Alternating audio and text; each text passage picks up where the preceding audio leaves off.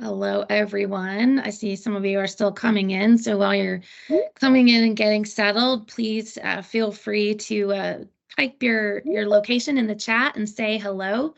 We'd love to know where you're joining from today. Um, my name is Stephanie Boozer. I'm with CUGC HQ. You've probably seen me on a lot of our webinars.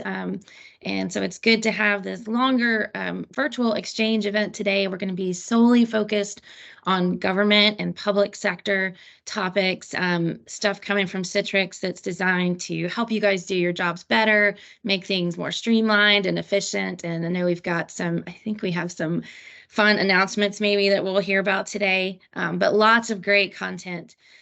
Before I get us kicked off, I just want to thank today's sponsor, Login VSI. We'll have a quick little session from them in the middle of our sessions today, but appreciate them being a sponsor of CUGC and the Government Exchange. Also, if you haven't joined our CUGC Slack and Discord channels, we'd love to invite you to join in today. You can scan this QR code, and I'll put a link in the chat in a little bit.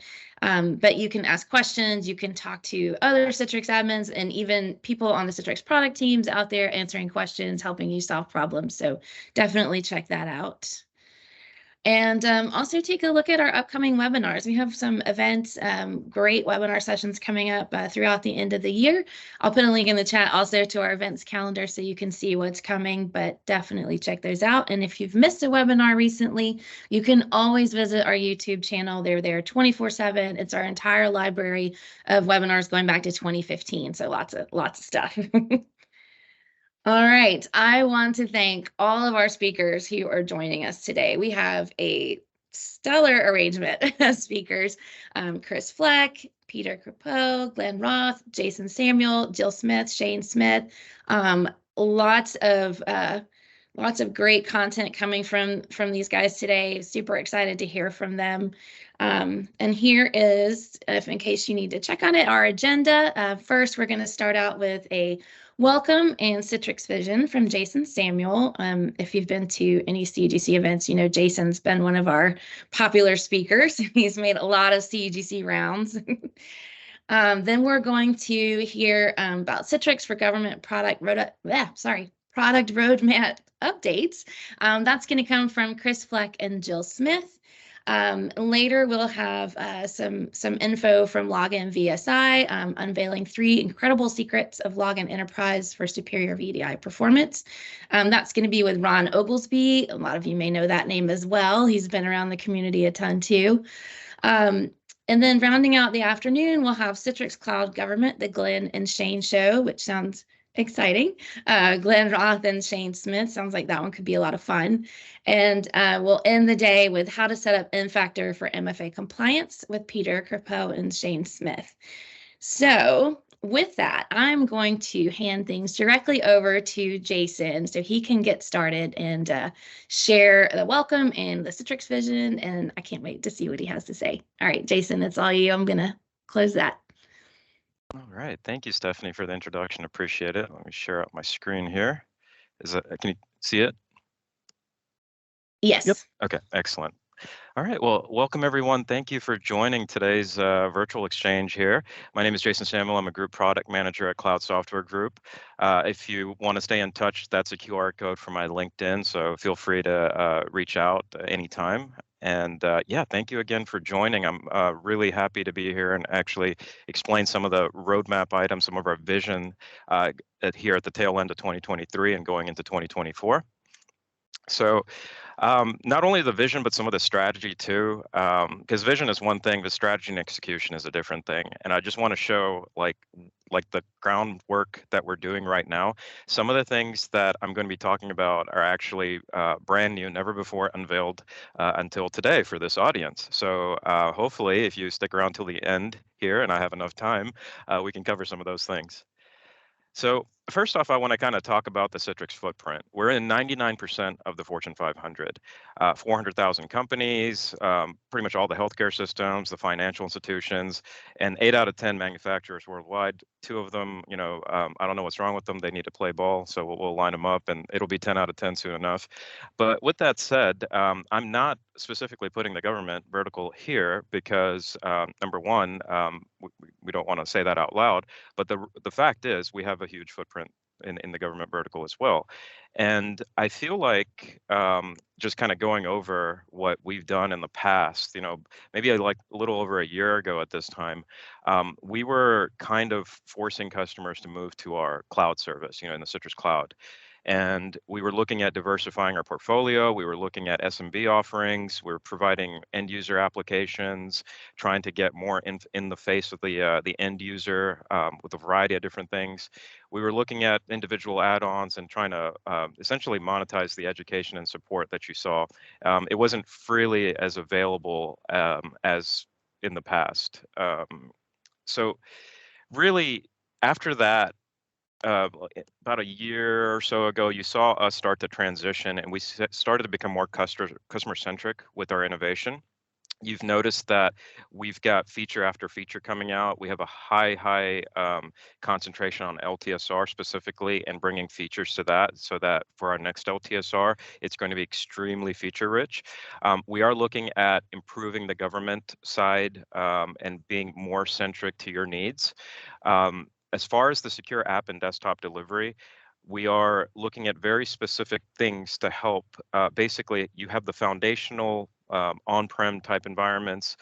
We want to increase the ability there on-prem and actually allow you to secure your applications and desktops even further. Kind of have a lot of the features that you've seen in the cloud, but have it brought to on-prem, which I'm going to touch on in just a bit.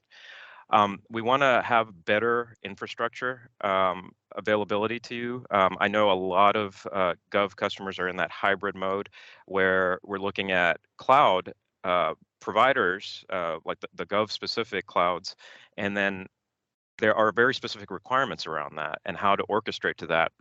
Previously, it was a little difficult to be able to orchestrate from on-prem.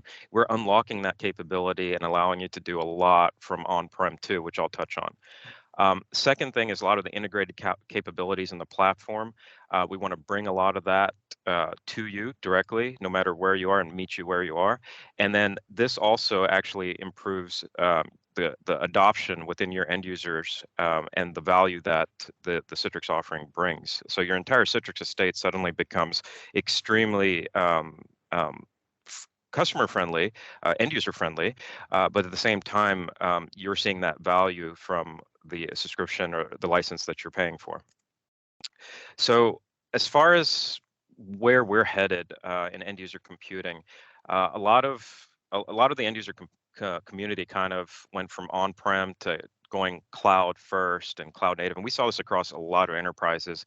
A lot of folks were saying, hey, we should try the cloud for everything first, and then if it doesn't work in the cloud, then we'll do it on-prem. And what we saw is a lot of our customers actually did exactly that. They went into the cloud with a lot of workloads, and they realized, hey, that's probably not working the way it should, and they're bringing a lot of that workload back on-prem. And it's kind of a hybrid approach. So it's some workloads are designed for the cloud, and until you know and you try it, you don't know what's possible to run the cloud. And then some stuff just has to stay on-prem, right? Whether it be a security reason, a regulatory reason, a performance reason, or clients' data type issues, that performance related to that, for example. There's governance involved. There's so much stuff that you have to consider before putting a workload out there in the cloud. So we are seeing a combination of both on-prem and cloud, and that's where we shine. We have the ability to do this today, and we want to have further availability to customers that choose to go either with VDI/CVAD, the traditional on-prem deployment, or if you want to use Citrix Cloud Gov and have that cloud-based control plane. So it's up to you. We want to give you that choice, and we want to have that same feature parity across the board. Going into 2024 and beyond, to kind of drive home that hybrid multi-cloud message, inherently zero trust. So I want to actually discuss security as something that's near and dear to my heart. I'm an InfraGard member as well, so very, very big focus on critical infrastructure. And I want to kind of explain where where the Citrix environments have traditionally been and where we're going with that, and how this can really help you. We want to talk about intelligence and resilience, because at the end of the day, it's not just humans that are powering a lot of this, this the security and the performance around Citrix environments. We are getting into some other things. I'll touch on that. Next generation experiences. So, even though we want to maintain a lot of control and security around these environments, it doesn't always have to mean a trade-off in the experience. End users at the end of the day are humans living in 2023 and next year 2024, obviously. So when we look at a mobile device or a laptop, we expect one experience. When we drive our vehicles, we have smart homes and wearables and things like that. There's experiences that we just become used to. And then when we're looking at our systems that we use to drive business, infrastructure, protection, health, things like that, they don't have to be so stale and stagnant and almost feel like a different experience. We actually are working on making that extremely modern, where it's very, very easy for the end user to adopt it and actually like what they're using, versus looking at it kind of like, that's the old thing, and the rest of my life is like really, really new and contemporary. So we want to make sure that experience is very much attracting the generation of folks that are used to having that type of experience. And then lastly, a very important one is, at the end of the day, you can have all the bells and whistles, but like, how do we control the costs on this? So I'm going to talk about a couple things here today that is going to really help rein in costs, especially with the traditional cloud type workload. So when you decide to do things on-prem, it's essentially a sunk cost. It becomes a capital expenditure, usually, where you're building out a hypervisor and putting a workload on there, and you're carving that out for multiple years. If you do decide to use a Gov Cloud, then at that point, you're putting an end user computing workload out there. You're putting you're paying per month, and you have a deal, potentially credits available to you, but at the same time, you do want to optimize those costs, and it's very easy to have runaway end user computing costs in the cloud. In fact, that's one of the reasons why a lot of cloud projects tend to fail. You start off with really good intentions of wanting to put 10,000 users in the cloud. 2,000 users in, you start to realize, wait a minute, that this is the end users are using these desktops very differently than a traditional IIS box, like a web server and so on. So end user computing is very different in the cloud versus putting like a SQL server or something out there. So we understand that, and we're optimizing and making it to where it is very sustainable for you to run an EUC workload in the cloud without that runaway cost. So let's get into the hybrid multi-cloud value real quick. So Web Studio for on-premises is here. So that's the biggest thing that I think in the last few months you probably saw us release. It's the modern experience. You'll see this looks like basically a login for our cloud control plane, right? But if you look right here, where my mouse is in the URL bar, it's .local. It's a local server. And you can see down here, that's a domain login right there. So beyond this, once you log in, you're going to get the full Web Studio experience. The beauty of this is that it's not like it's its own thing. It's not something we designed and are going to keep it like a separate Web Studio. It's actually using the same REST APIs as the Web Studio that you see in the Citrix Cloud Control plane. So no matter which Cloud Control plane you use, it's the same REST APIs. So you can develop upon that very easily. We are looking at adding more features to the Web Studio on-prem. You're going to see in the next next year. There's going to be a lot more things coming to it, but right now we've got this out. The feedback is tremendous. Everybody that's tried this, that you can have the typical studio on-prem, the MMC based, which is kind of like it's almost like a prison cell. You can you're designing within a Microsoft console that is meant for server components. It's not designed for a modern experience, but the Web Studio unlocked us and allowed us to do anything we want. So if you look in the UI, it's extremely modern, extremely fast, and then we are doing additional features there, especially around a lot of the orchestration for different workloads on different hypervisors and different clouds available to you. The next thing I want to talk about is the director search experience. This is actually going to be optimized for hybrid customers so that when you have support calls coming in, it's very easy to triage the sessions, actually find the sessions. It's very unified. There's no additional server or agent. There's no additional ports. You don't need to turn your firewall into Swiss cheese here. You don't have to go to a network admin and put in a change request for any of this stuff. This stuff is just going to work. So it's going to make it easier for your operational teams to be able to troubleshoot and help end users when they call in. And then the last thing I want to talk about here really is about the multi-cloud strategy for long term. Citrix as a platform, whether you're running it in the control plane or on-prem, you have the ability to put your workload in any cloud as well as on-prem.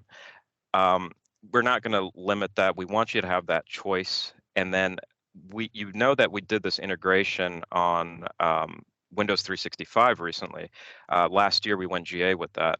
So Windows 365, for those of you who are not familiar with it, is the next generation of cloud-based desktops. It's essentially almost like a PaaS solution from Microsoft. So they have AVD, they have IaaS, which is kind of meant for infrastructure as a service. It's a lot of flexibility, but you essentially build it yourself. W365 is an easy way to get desktops up and going in the cloud. You don't have to do a lot of R&D. It's just very easy to deploy. And what we've done is we built an HDX layer on top of that, so you can actually control it from our Web Studio, add the HDX experience, and it gives you all the flexibility of Citrix. It gives you the workspace app. It gives you your end users essentially the exact same usage and experience that they're used to. Broad peripheral support, thin clients, laptops, different types of PIV, CAC smart cards. Everything that your users are used to. But you can now layer that upon a flat rate desktop running in the cloud. So we announced that last year. We went GA with it actually earlier this year in February, I believe. And then you'll see a new tag there. And what we have announced as of a few weeks ago is our integration with Amazon Workspaces Core. I will get a little bit more into that at the end, but that is actually going to allow you to do not only the flat rate per month, but it's going to give you that hourly per month capability as well. There's a lot of really cool features there. But again, at the end of the day, it's the end user experience. It doesn't matter where the workload is. It's going to give you the easier to deploy in the cloud, cost management, and it's going to give you that HDX experience through the Workspace app and allow your users to launch a familiar Citrix experience and broad peripheral support, Teams optimizations, things like that they're used to. So really, when you look at the industry right now, only Citrix is going to be able to address pretty much everything that is being thrown at you today in the end user computing world. A lot of times you're going to have to look at integrating point solutions into your EUC estate. And I mean, you could absolutely do that. But with that said, we also integrate with a lot of those partners like W365 and Workspaces Core. So when you do the high level view and look at it like this, only Citrix can do all of this and give you all of this flexibility here. This is kind of our rainbow of stuff that we do, right? But only Citrix out there can address all of these. Now, I want to get into the zero trust model.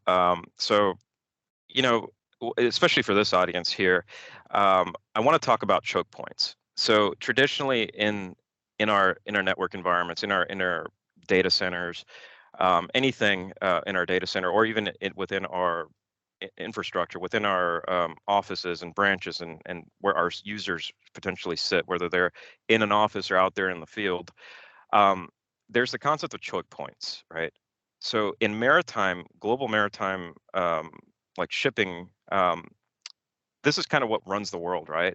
And there are specific choke points around the world that have a high level of security, a high level of focus, because if any of these choke points were to go down for whatever reason, if you remember a couple of years ago, we had a ship that went sideways over there at the Suez Canal, and that kind of ended up, really impacting global trade, and it affected the stock market. It affected the ability to get things. I mean, just a few days, I think it was like 6 days or something like that, and it ended up causing a massive panic. Just like that, any of these choke points is kind of like what we look at in our network environments, in our data centers. We have to look and inspect at this traffic, making sure that it is there's no one there that's not supposed to be there. There is no attacks going on there. There's no lateral movement. There's no type of embedded, like foothold type situations. We need to be very, very diligent on how we monitor these choke points and allow only those that traffic that's allowed to be through, and then block anyone that's not supposed to be there, right? So when you talk about choke points and you look at Citrix, Citrix has always done that. We've always been doing zero trust. When you look at kind of what the like what Citrix is traditionally known to for an end user, they kind of say, oh, Citrix does virtualization. They just deliver an application. But the reality is we don't do virtualization. We've always done secure delivery. And we've done app delivery. We've done desktop delivery. We've made sure the end user's device is not, even if it is compromised, it doesn't matter very much because we have things like app protection. We have watermarking. We can block the screen from being captured. I mean, we've got a level of security in HDX that has always been there that just goes beyond virtualization. So when folks say that, hey, Citrix is about virtualization, no, we're not. We've been zero trusting it before the word zero trust was even invented. And what we're adding now for the next generation of zero trust is hitting that SaaS and web portion of what we're doing in end user computing. We've done all the stuff on the left-hand side, these first two rows, for years and years, and folks on this call have been utilizing it in their environments for years and years. But SaaS and web is really where we see a lot of the attack surface being now. And there's a lot of point solutions like SWIGs and CASBs and things like that you can potentially use and try and bring in, and none of them really work and give you the same experience and that the end users are expecting, right? There's performance issues. There's going to be issues trying to integrate it into your environments. It's just not quite fine-tuned. However, what we're building is, as I mentioned earlier in the slides, aimed at enterprise and gov. So we are trying to make sure that as we've addressed things in the past and how you've used Citrix in your environments in the past, we're going to do that with SaaS and web as well and make it equally as flexible in your environments. So one of the things here is the enterprise browser. So in the Workspace app, we actually have a Chromium-based enterprise browser that offers you full control as an admin. It gives you the ability to essentially, it's not a published application. Everybody knows you can publish. We used to publish IE, now it's Edge. Publish Firefox, Chrome, things like that. This is not a published application. It's not running in the data center. It's not virtualized. This is literally web apps in a secure browser that are being presented on the local client and being rendered at the local client. Gives you a lot of browser security and management around this, gives the end user a local experience, not virtualized at all, and it gives you a handle on your web and SaaS that you're trying to deliver. And the login for Workspace app, whatever your IDP is, guess what? That's what you've logged in with. So whatever method that you've logged in with, like a smart card FIDO2, whatever it is, it's going to work here as well because you've passed the login and now you're launching. The other thing I want to talk about is remote browser isolation. So remote browser isolation is when you want to actually not have something running on the end user's computing or end user's computing device. You want it to run remotely, like a very, very sensitive application, but not use the published app capability, because publishing apps is kind of the old way, and it's not the best experience. But remote browser isolation mode is a far better option than doing the published apps. And there's so much that we can talk about this. We've had previous CUGCs. It might be on YouTube actually, where we actually have a matrix. Scott Lane actually did a wonderful matrix covering our web browsing capabilities and different use cases for these. So please do look at that. If you don't have it, reach out to me. I'm happy to send it to you. But this is basically I've just shown you two ways of handling the web and SaaS apps. One way is localizing and rendering on the client. The other way is having it run remote, but not doing it the published way. So this gives you a way better experience. Zero trust maturity. So foundationally, everybody on this call has done the stuff on the left. We've had desktops, we've had apps, we've had NetScaler storefront, and we've had all these things like smart access and VPN and all these capabilities. If you're using that, great, you've got a foundation. We're not asking you to move away from that. In the past, the legacy Citrix I mentioned before, we may have, but going forward, no, you use your foundation and you continue building upon it. When you're ready, you start looking at things like device posture checks. You look at additional identity management. You want to treat different users differently depending on how they come in and what identity provider they might be backed by. You want to look at things like SPA or secure private access, anti-screen scraping, anti-key loggers. These are very advanced security things that you have to consider for your environment, and this is all stuff that you build upon your foundation. The enterprise browser, adaptive authentication, session watermarking, additional things that I've covered, the enterprise browser I just mentioned. And then once you're done building this advanced piece out and making sure your end users are good, that's when you start getting into additional maturity, where you're talking about the performance analytics, security analytics, things that are not really human driven anymore, but really systems. AI, I hate name dropping AI, but it is really using computer systems to really look at the whole estate and advising and taking action for you. So that's where the maturity level comes in. And we actually offer all of this, and we can meet you where you are. So if you are just at the foundational level and you need assistance getting the advanced pieces that you may already have and paid for, we can help you adopt that in your environment and make sure it aligns with your environment so that you do get to that mature level and you have full analytics into everything that you've built. So as far as the next generation experience, I mentioned before that we want to modernize this. So this is our new modern client experience. It's a very streamlined workspace app. The portal that users are launching from, everything is very modern. There's going to be a home tab. There's going to be activity manager, which users can easily manage their sessions.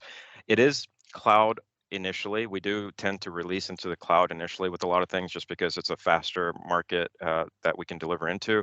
But then we also look at it for on-prem. So this is going to be coming on-prem. Cost optimization. So this is something, auto scale is huge. And I just want to call it out here again. If you don't know, auto scale allows you to basically control a lot of the costs within your environment by scaling up and scaling down. You also have the ability as an admin to encourage users right here, log off reminders. So you could say, hey, please log off your session, not only to control costs, but you can make it a security thing too. Hey, please, ensure that you log off because as you remember, according to our policy, you are required to log off, not simply disconnect or close sessions. Things like that. You have full control to actually explain to users, how they should be using their computing environment. Here's the activity manager that I mentioned earlier. So in our new experience, you're going to be able to see the different open sessions available, and then you can have the end user log off, power off, or hibernate those sessions. You can also actually see that on the mobile device as well. So, iPhone, iPad, and so on. So automation and intelligence. So one of the things that has been very popular for us this year is the VDA upgrade service. To be honest, we released this and we didn't expect so many people to adopt it so quickly, but it's just been completely insane how many folks are using this. But it's very easy. It's the ability to just push a VDA upgrade out to a desktop, persistent desktops. You can do it for remote PC. there's so many use cases for this, but it's just been amazing how you can respond to, let's say, a security issue potentially with a VDA, or you just want to have a certain set of users have a different experience, and it's in the VDA that feature functionality is available. You can just select a catalog and just basically push that VDA upgrade to all of them. And you don't have to worry about doing this with SCCM or custom scripts or using Intune Mem. You don't have to rely on another team to manage a Citrix component that is in your environment. So you have that control. The Citrix admin has full control to be able to manage the VDA. So that's really amazing. You can schedule the upgrades, and of course you can choose entire catalogs, or you can choose specific catalogs and kind of do a canary rollout, little bit at a time. It's up to you how you want to handle it. So this is very, very impactful if you want to take advantage of this. And please do. I mean, we've had so many customers use this. We have a lot of the insights and alerts that we're exposing by emails and webhooks. So for those that want to actually get additional analytics within their environment, you can actually subscribe to a lot of things. So it's not like you have to go and look at a dashboard. You can subscribe and pull this stuff in to your existing SIMs and so on. Now, I've got about 10 minutes left, or 9 minutes left. So now I want to get into some of the goodies. So automation. This is something that is very near and dear to my heart. But we want to basically make it easier for you to be able to deploy Citrix environments and maintain them from day to day. So when you look at our computing environments right now, what's our biggest concern, and how do we solve it? And when it comes to like maintaining an environment clean with no security issues at all, the joke that we always say is, it will just cut the network cable, no problem. That's air gapping an environment. Sure, that is one way to do it, and you can absolutely have an air gapped environment and consider that good. And then the other way to do it is also lock the door so no users can get in. So basically eliminate the network, eliminate the end users, and now you have a secure environment. That's always the running joke. The reality is we can't compute like that. We always are going to have end users, and we can't just air gap every single environment out there. And even if we do, how do we follow best practices? How do we ensure that what we're doing is what we're deploying is maintained exactly the way that we expected from the get-go, and nobody's gone in there and changed a setting that we don't know about? So the way to do that is eliminating a lot of the human error, and the human error can be eliminated using automation. Automation is basically, from our perspective, how we're going to be able to get you to be able to align with best practices and then maintain them. They are going to be repeatable deployments, and also we want you to be able to kind of audit your existing environment, pull that into the automation, and then going forward, be able to use automation tools to maintain your environment, look at differentials, and then be able to reset an environment back if you do notice there is an issue. So we wanted full compatibility with all clouds and all on-prem hypervisors. Again, we are aligning to your needs and making sure that this is going to work across whatever you're using, including air-gapped environments. We wanted compatibility with leading infrastructure as code tools and integration into existing CI/CD pipelines. We've had a lot of meetings with partners that support our government customers. We've had a lot of direct government interactions as well. And this is kind of the standard to use an IAC tool and to integrate it into the bigger CI/CD pipeline for an organization. So we wanted to ensure that we meet that. We do have the ACT tool, the automated configuration tool. I do want to point out that we actually complement this tool. So it's just another thing in your utility belt to be able to use in your environment. In the first phase of this project, we are automating VDI and DAS, and then later on, we're looking at WEM, PVS, and other components that we're getting a lot of customer requirements from. So if you have requirements for automation for other parts of your Citrix estate, please do reach out to me. I have a QR code at the end of this presentation as well that you can sign up and actually interact directly with me if you have any automation questions. Now, our approach is two-phased with our automation. First, we have provisioning scripts. These are going to be using Terraform and then PowerShell DSC is really doing a lot of the desired state. This is meant for kind of smaller customers without the advanced automation, without the CI/CD pipeline. It's going to be maintained by Citrix, and this is going to be available on GitHub. I'll touch on GitHub in just a minute, but if you look for these specific scripts, they're not out there yet, but this is something that we will have there. This is good for if you're deploying a dev test environment very quickly. You don't want to have a lot of interaction with other teams, but even if you do, this is just a way to get in there without having to interact with a lot of other systems. Let's put it that way. So if you have blank hardware, you want to set up a Citrix environment very quickly, you can do it in about just a few minutes. And I'll show you that in a 4-step process a little bit later here in my 5 minutes I've got left. So as far as the enterprise scale, the government scale, if you have infrastructure as code, you have DevOps knowledge, you have CI/CD pipelines, then guess what? We've built a Terraform provider for Citrix VDI and DAS. We worked with HashiCorp directly to build this out. We have a massive engineering team behind this. It's very exciting, but this is essentially maintained by Citrix. It's available on GitHub for community input and contributions, but it is intended to deploy infrastructure components for VDI and DAS, meaning CVAD, storefront, everything, with version control. The great thing about using Terraform is that it's declarative programming, so there's preservation of state and error handling. It's not scripts that are procedural that just go out there and just run a bunch of things and like it just blows up and then you have to go clean up a bunch of stuff. Terraform is intelligent. It actually looks at the existing state of things. It looks at the dependencies, and it actually deploys and modifies things day to day. It has a full life cycle built in, and best of all, it's pretty much free. So everything I'm showing you right now, you don't have to pay for. I'm not a salesperson. I'm just showing you this from a technical perspective.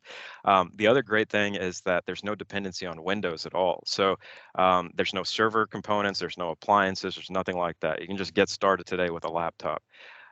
It is a phased approach how we've deployed it, and you'll see that in what I'm going to show. You can deploy things like delivery controller, storefront, and so on, and then desired state and ongoing configuration. That was our second phase, and we've got some of that out, and we're going to build upon that.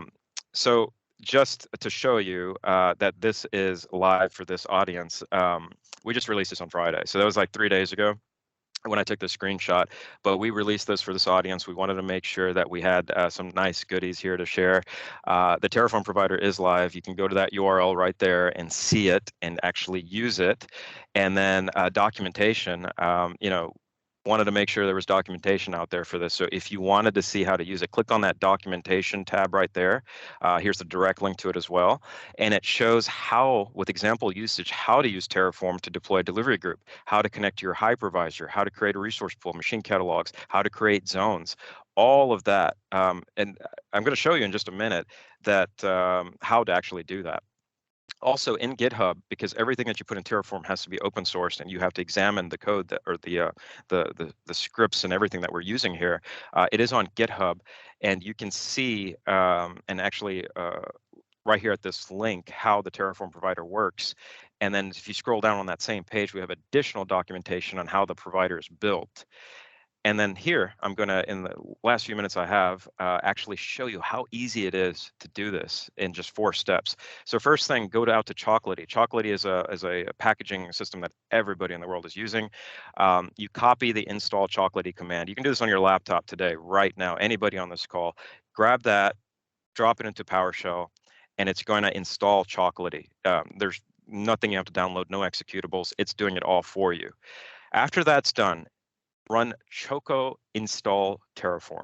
So what this is going to do is Chocolatey is going to grab Terraform, install it on your Windows laptop. Version 1.63, the latest version, hit yes, and it's going to actually install Terraform here, as you see. Done. That's how long it takes. This is live, basically. This is not a sped up video or anything. It's just a GIF of it actually happening. So just within minutes, you'll have it done. Now, Terraform, how it works, it's all plain text. It's not scripting. It's not like PowerShell. Everything is blocked out like this, like blocks of resources. So here we go, a resource pool. You're connecting to Azure, for example. Here's a catalog. What is the catalog? The description, the allocation type, multi-session.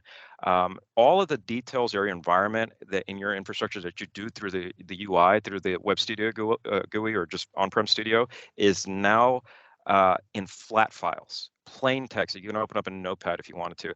The extension is TF files, that's Terraform files. And these contain the DDC host name, service account credentials. If you're using cloud, you can use the secret, the key that we generate there. You pop all this in here. If you use key vaults like password safes and things on-prem, which you should be, hopefully everybody on the call is, you can actually pull from those the service accounts out of that and use that here. Here's an example of the host name, which is the DDC, and just passing those credentials through. And basically, here's your configuration. After you do the configuration, you just tell Terraform, hey, I want you to run this configuration. It goes and it deploys everything that is in your code, in your flat file. So here is Terraform apply. It's pulling that file in, and you're going to watch it here actually deploy everything that you have in your environment. So think of it this way. If every morning you ran this, it can actually look at the difference in your environment and actually make changes and reset things that people in your environment have accidentally changed or an attacker has purposely changed.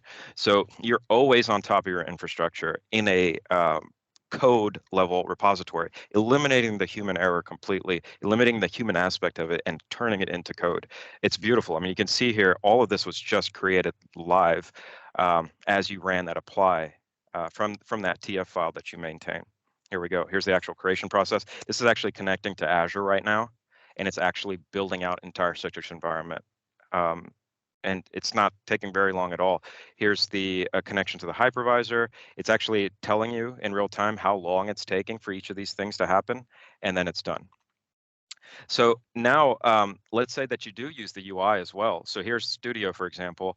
I'm going to show you real quick an example of auto scale. So a machine catalog, for example, has auto scale enabled. Some admin went in there and enabled it, right? Maybe you say, hey, I didn't want that feature to be enabled on that specific catalog.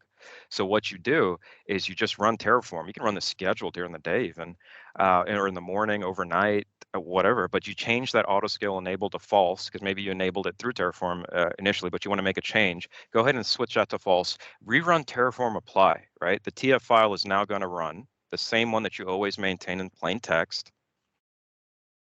And once it runs, it's actually going to go look at your environment and see, oh, look, there's true to false. We need to make that change.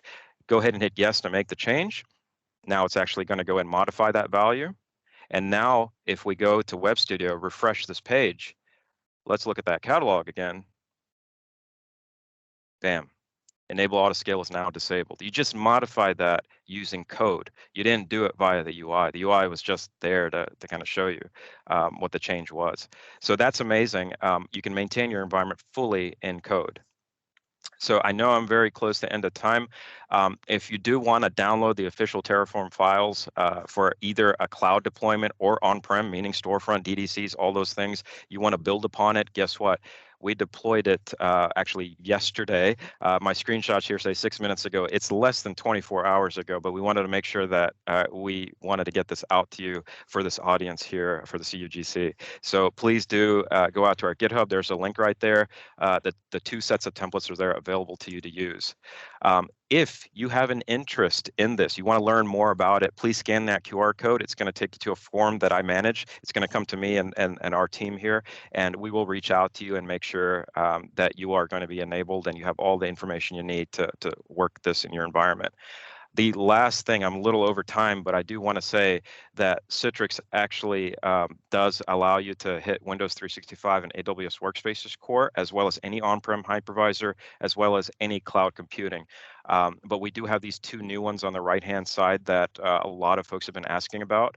What Citrix brings to the table here with both solutions, the entire Citrix stack on the left, what Citrix Tech is not used, just to lay it out very easily. No MCS or PVS is being utilized. We are using the native W365 or the native workspaces provisioning, but we are using all of the tech on the left-hand side, meaning the management and the end user experience is fully Citrix. And then meaning Studio and Workspace app and so on. So if you want more details on this, this is actually how it looks in our console. So you'll see Windows 365, our integration there. Here's our new Amazon Workspace's core integration. If you want to learn more, this one's GA, this one's in tech preview. If you want to learn more about either solution, but if you really want to learn more about our tech preview and actually be a piece of that, or a part of that, and to kind of help drive our roadmap, please go ahead and scan this QR code or hit that link. And then this will come to me and my colleagues, and we'll reach out to you and make sure that you get a good experience with that private tech preview as well. So thank you, everyone. Really appreciate the time. And yeah, thank you, Stephanie, for putting this together. Really enjoyed speaking with everyone. Thanks, Jason. Well, so good to have you today. I think we could probably have booked you for another 30 minutes, right? All right, up next, I have Chris Fleck and Jill Smith, and I'm going to turn things right over to you guys. I know you've got some product updates that people are probably really excited to hear about, so go ahead and take it away. Okay, thanks, Steph. And thank you, Jason, for the latest and greatest, right hot off the press. Can folks see the screen okay? Looks good. All right, cool. So myself, I manage the Citrix tech ecosystems and verticals. And as Jason mentioned, since we went private, we've kind of shifted our focus, including who we're focusing on. And in particular, we've got 3 verticals. We've got public sector government, we've got healthcare, and we've got the financial sector. And so those are particular verticals that we're doubling down on. We're building unique features for. We're listening to what is needed, and we definitely want to hear from you. And Jill Smith, in particular, is the product manager for the Citrix Gov Cloud and public sector. So Jill will be sharing some of the details of what we've been working on and releasing. So yeah, I'll talk about the strategy for government, Citrix Gov Cloud, what's new in CVAD, and then if we have time for a quick demo, we'll include that as well. So our objectives now, Cloud Software Group and Citrix Business Unit, what we're really looking to do is focus on those existing customers. We're not looking after like growing small business. We're not looking for net new customers where we don't necessarily have the relationship, or it's in a sector that we don't have an advantage in. We're really looking to go deeper where we have an advantage and a deep value with our customers. So we intend to expand our relationships from a customer perspective as well as with our technology partners, and then make it easier to do business with Citrix, and including things around subscription offerings and hybrid rights that allow you to run anywhere without the constraints that we may have had in the past.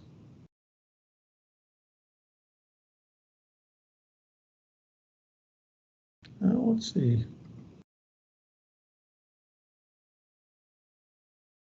Yeah, hybrid flexibility. Jill, do you want to talk to this? Yeah, I think you might have skipped one. Did we miss one? Yeah, there was 2. Yeah, okay. Yeah, so just to talk to this before we go to the hybrid.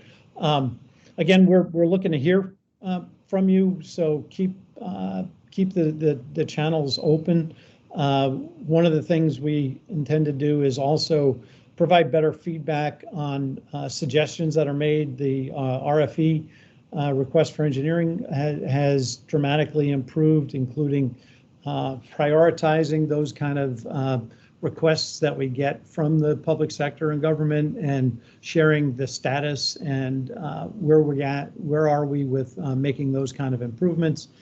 And from an innovation perspective, again, we're looking to hear from our customers and really come up with new solutions or targeted features that can make your job easier or make your environments more secure and more cost effective. So I'll let Jill talk about some of those initiatives around hybrid.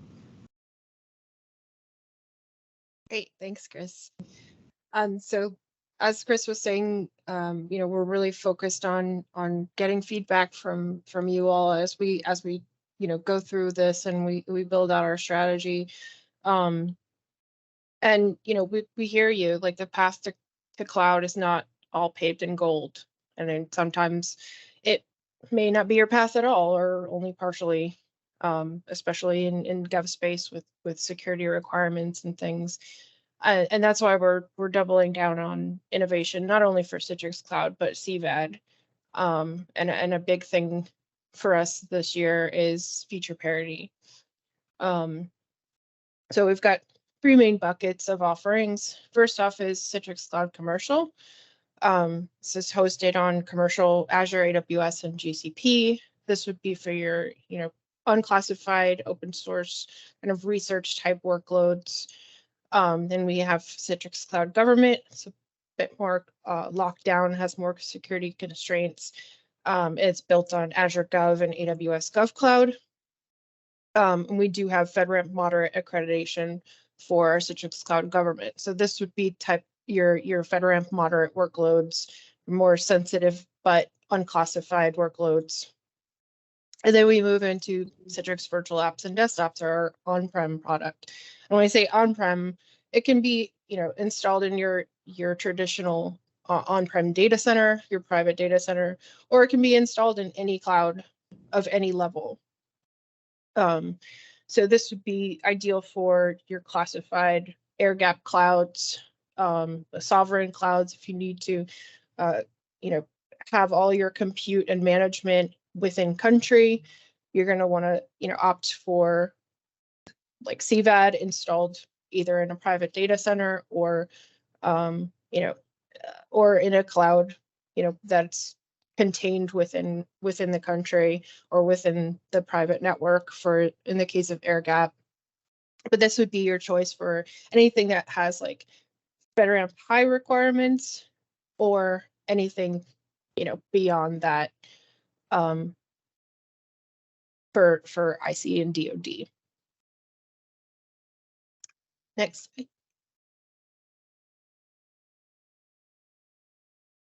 So our 3 main initiatives for this year, we've been working on this for quite a while, getting feedback from customers. We just had our government customer focus group where we got a lot of great feedback from customers, and helped us. It's helping us constantly shape our focus and shape our strategy and how we go about doing this. One of the main things was our white glove program for Citrix Cloud Government. This is going to help you through the onboarding process all the way through to authority to operate. So you'll be assigned a resource if you're interested in Citrix Cloud Gov, and onboarding into Citrix Cloud Gov will help you through that entire process all the way to getting an agency ATO for this.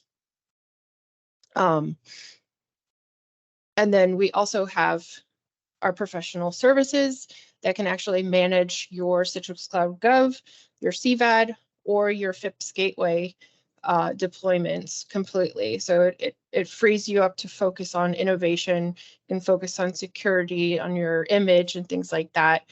And our Citrix, our Citrix consulting team will manage your environment with all our leading practices, all the STIGs applied, everything like that, fully architected and managed by Citrix Consulting. We do have cleared resources available for this of all the way up to full scope poly.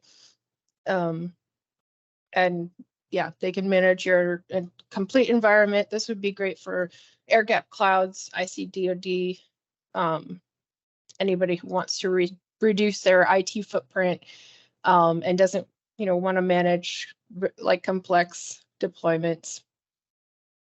And then we have our 24/7 US-based support, which is coming very soon. This is, I'm very excited about this. These are US citizens on US soil. You'll create a ticket, will be routed directly to a US-based resource. These resources are specially trained in government requirements. So it's, you know, they're not going to ask to screen share. They're not going to tell you to, you know, upgrade at the drop of a hat. They're not going to ask you for logs. They're going to make sure that the mode of communication is proper for the situation. If you can't have your cell phone in a building, they're not going to call you on your cell phone. Things like that. So these support resources are specially trained for these specific requirements. Now, if you do have logs that you can provide, all the better for troubleshooting. And we are, thanks to Shared Services Canada team, we are putting together a log scrubber, which is a tool that will make available to you, that you can scrub all your logs. It'll remove things like host names, IPs, any kind of sensitive data. You make sure, you know, you scrub it, make sure it's good, and then you can hand it off to support to use. So that if you can provide logs. And then so tier 1 and tier 2 will be 24/7. And then if there's an escalation required, which requires engineering, those engineering US-based resources will be on call outside of our extended Eastern Standard Time or Eastern Time hours. Next.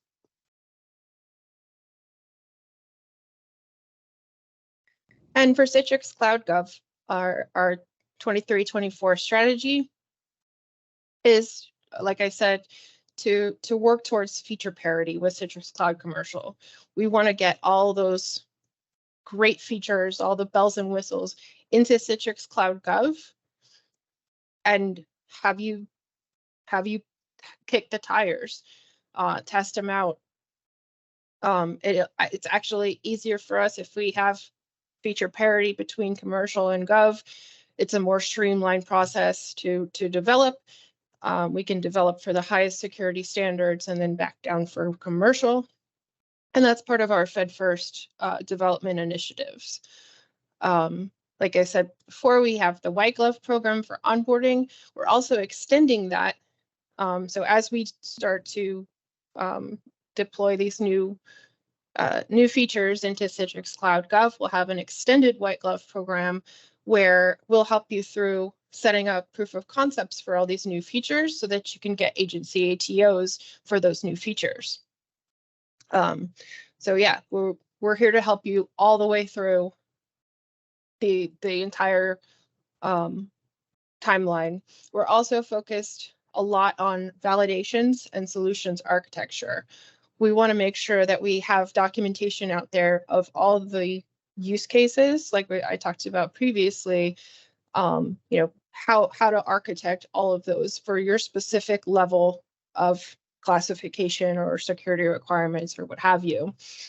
So we'll be adding those to our docs pages and also to the website as we move forward through the year. Also validations where historically we may not have tested things specifically for Citrix Cloud Gov. We're doing things like validations for WEM, SPA on-prem, PVS, FAS on-prem, all these things that can be integrated into Citrix Cloud Gov. So we're testing those, we're validating those, and we'll be creating content to put out there along with our solutions architecture so that all of those features, you know exactly what works, how it works, etc. And then we're looking to do more proactive notifications for rollouts in Citrix Cloud Gov. We have, if you're in a Canary group, you'll receive those rollouts first. We want to make sure that we're proactively providing you with notifications of updates, patches, things like that. But also we want to get more better communication of all the new features that are coming into Citrix Cloud Gov. So that's part of that communication as well. Next. Okay, so another example here of moving the innovations that we developed in the cloud to on-prem is Web Studio. And so this is, I think, something you should all take a look at if you haven't already. Traditionally, obviously, you've been using Director and the MMC, but with the Web Studio, it's a new modern extensible UI and provides additional features that in the past were narrowed to just the cloud environment, where now you can effectively operate your on-prem environment from the Web Studio. And if you're in any kind of hybrid scenario where you've got some control plane in the cloud and some control plane on-prem, you can do it all from a single integrated console, regardless of whether you've got the infrastructure on-prem or in the cloud, or with SPA. So we've also integrated SPA, which is the feature that Jason talked about, where we can effectively help you deploy web and SaaS applications securely.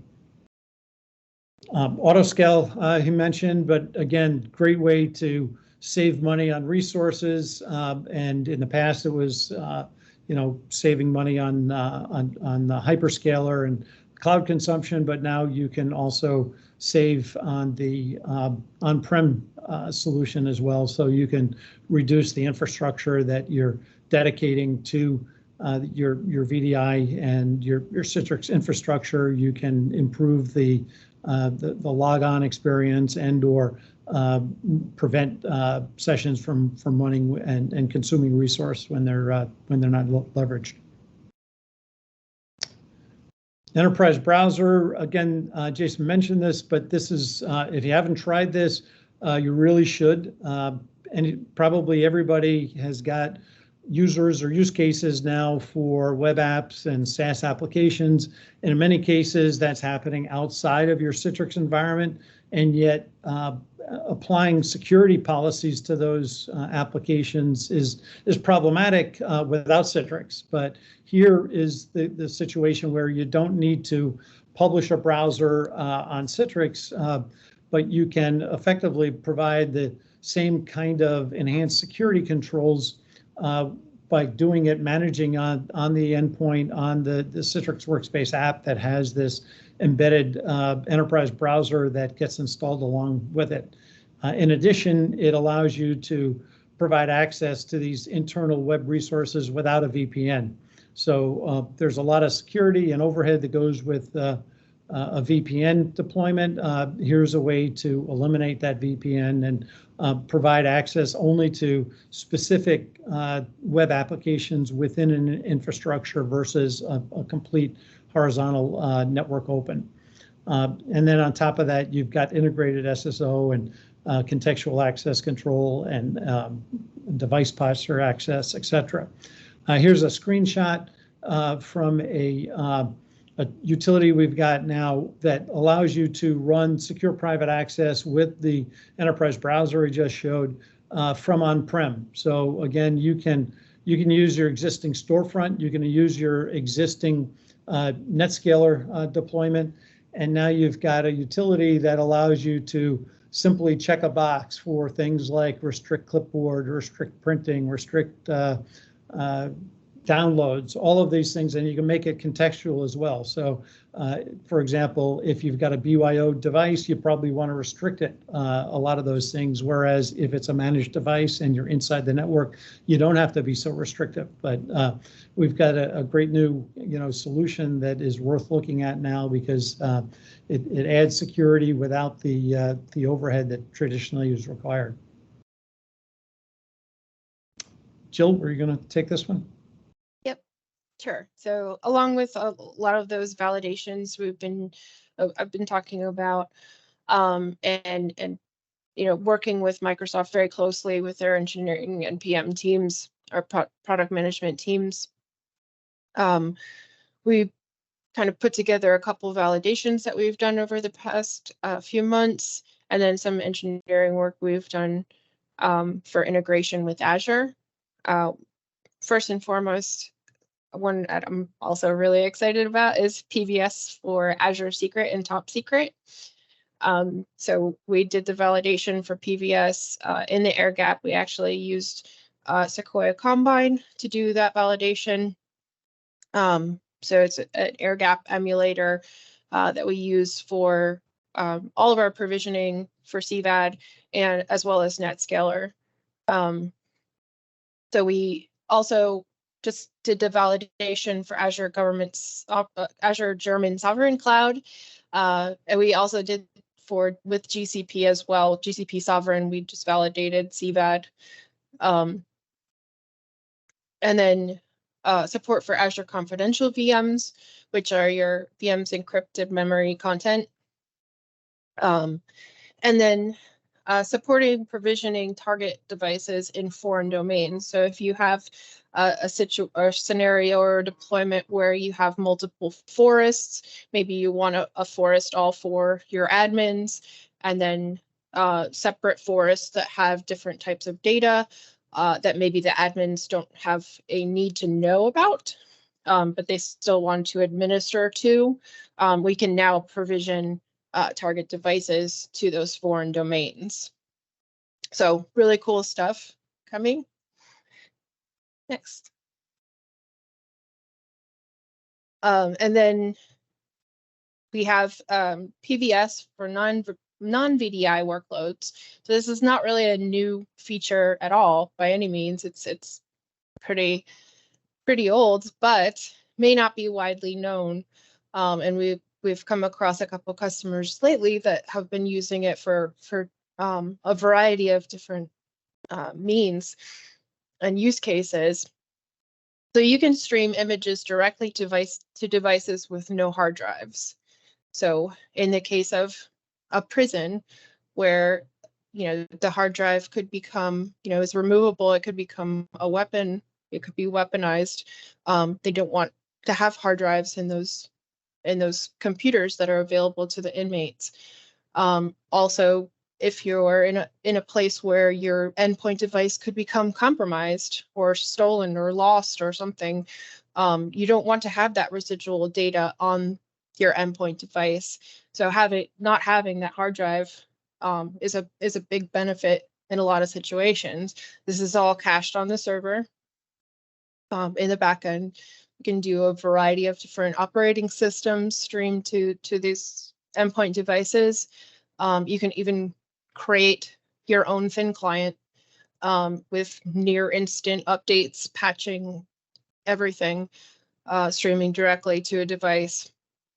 And then if you don't have a hard drive in your devices, you don't have to worry about costly drive disposal. It's a time-consuming process that costs a lot of money to destroy those drives or to clean them, wipe them. So not having the drives will obviously save you that. So this is just part of one of my initiatives for the year is to just kind of highlight all the different ways of using Citrix, not just for VDI, but outside of VDI. So our standalone products like PVS, WEM, profile management, app layering, these are all standalone products that can be used across the board, not just for VDI. Like profile management can be used on like thick clients, thin clients, etc., across the board. So one more documentation will be coming. We're going to be creating content about those as part of our solutions architecture series. Next. And then just want to talk real quick about a couple different features that are coming out or are out. And then we'll get into the demo. I want to make sure that we have time for the demo. So if you want like further information on any of these or you want a deeper dive, feel free to reach out. We can set up some time with product management and go through all of these with you. So we do have Linux session recording. We also have for Windows desktops. If you want to monitor any suspicious activity or anything like that, you can dynamically turn on session recording for any of the desktops. You can actually use it for like creating training material, which is great. You can turn on session recording and go through and teach people what to click where. Or if you're an admin setting up Citrix, you can session record yourself setting up Citrix and make sure that all the boxes are checked. We also have multi-session vGPU support for Linux VDA now. So that's all your hardware acceleration now in a multi-session. Next. Another biggie, as we strengthen our relationship with Nutanix, we will be jointly collaborating on all the plugins for Nutanix going forward. So Citrix will be maintaining, developing, and delivering them, jointly with Nutanix. So we can have the latest and greatest on all of our plugins. Yay! And then we've just exposed the API gateway for secure private access. So instead of scripting or manually doing all your access policies and things like that, you can actually take advantage and consume our APIs to do that directly for all SPA policies and things like that. So another great thing, point of integration. Yes. Okay, so yeah, I wanted to give you a demo of a capability that is now actually a bit more appealing because of the recent Apple iPhone 15 capability, which basically has added a USB-C. They went away from the Lightning connector to USB-C, and what that's done is it's made it really feasible now to effectively use your phone as a thin client, make it mobile, be able to effectively go anywhere, work from anywhere, present from anywhere, and I'll give you a demo of that. Yeah, there's definitely scenarios where I think lugging around a laptop or worrying about the security implications of where you're going with a laptop, whereas you might want to leave it behind and maybe you have to do a presentation, and wouldn't it be great if you could leave that laptop behind? So I'll give you a demo of what we're talking about here. Did we stop sharing it? Yep, you got it. Yep. Yep. Looks a lot better. Okay, so standard USB-C dock, USB-C cable, big monitor. Here I've got my iPhone 15, and I am basically just going to plug it in.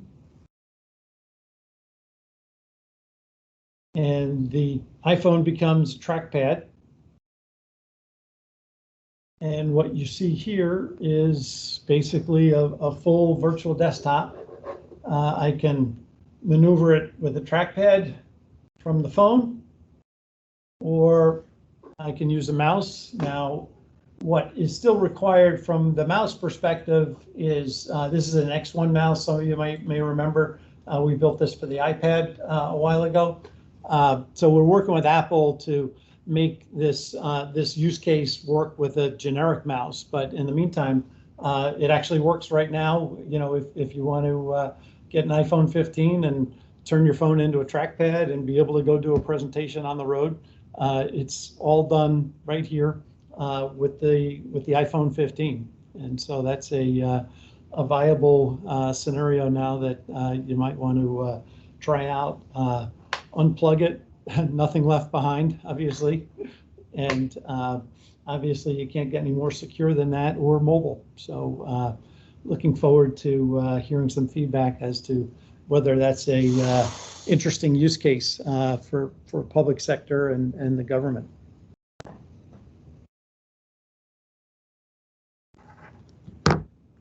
So with that, I think who's up next?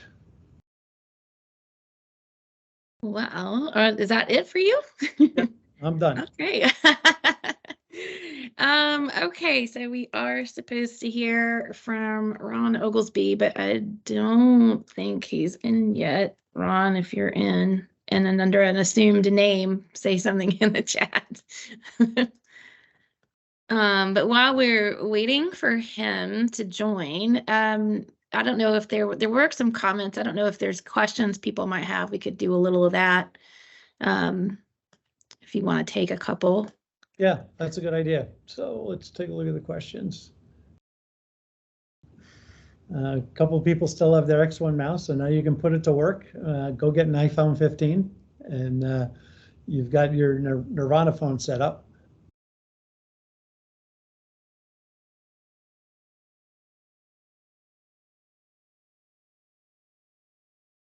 Were there any questions? I know someone had their hand up earlier. They like your shirt, Chris.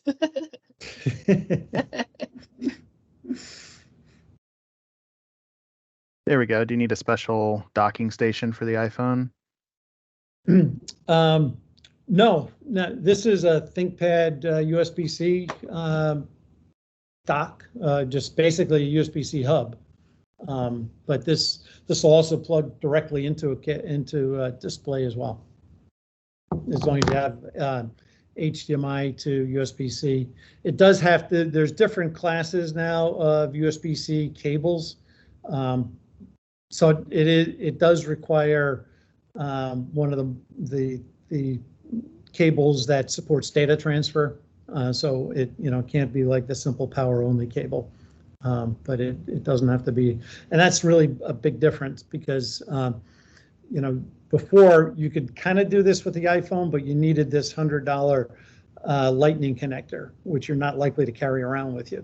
Whereas now, USB-C is pretty ubiquitous, and so you won't have to carry anything but your phone, which you're probably doing already.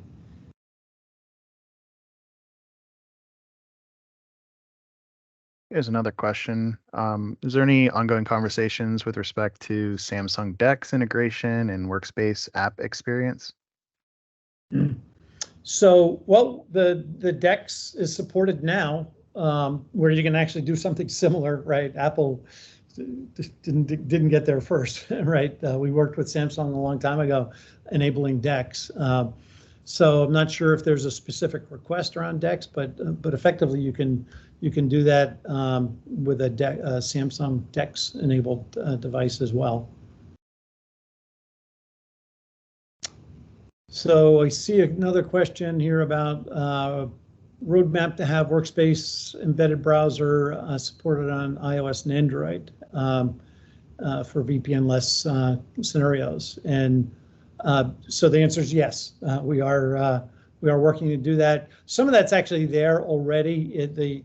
The browser doesn't have the full function that a Windows and Mac enterprise browser has in terms of all of the enhanced security features, but some of them actually do work. So we can leverage the embedded web view that's there with iOS and Android, and things like watermarking are supported, as well as single sign-on connection through your workspace app. But we are looking to enhance that so we get kind of feature parity across all of the OSs for the enterprise browser. Roadmap for Google Chrome integration with DAS. So maybe if you could elaborate on the question around Chromebook is supported with DAS now, but there may be some things that are not there that we need to understand specifically what the request is there. Oh, so endpoint, is it endpoint management? Futures, okay.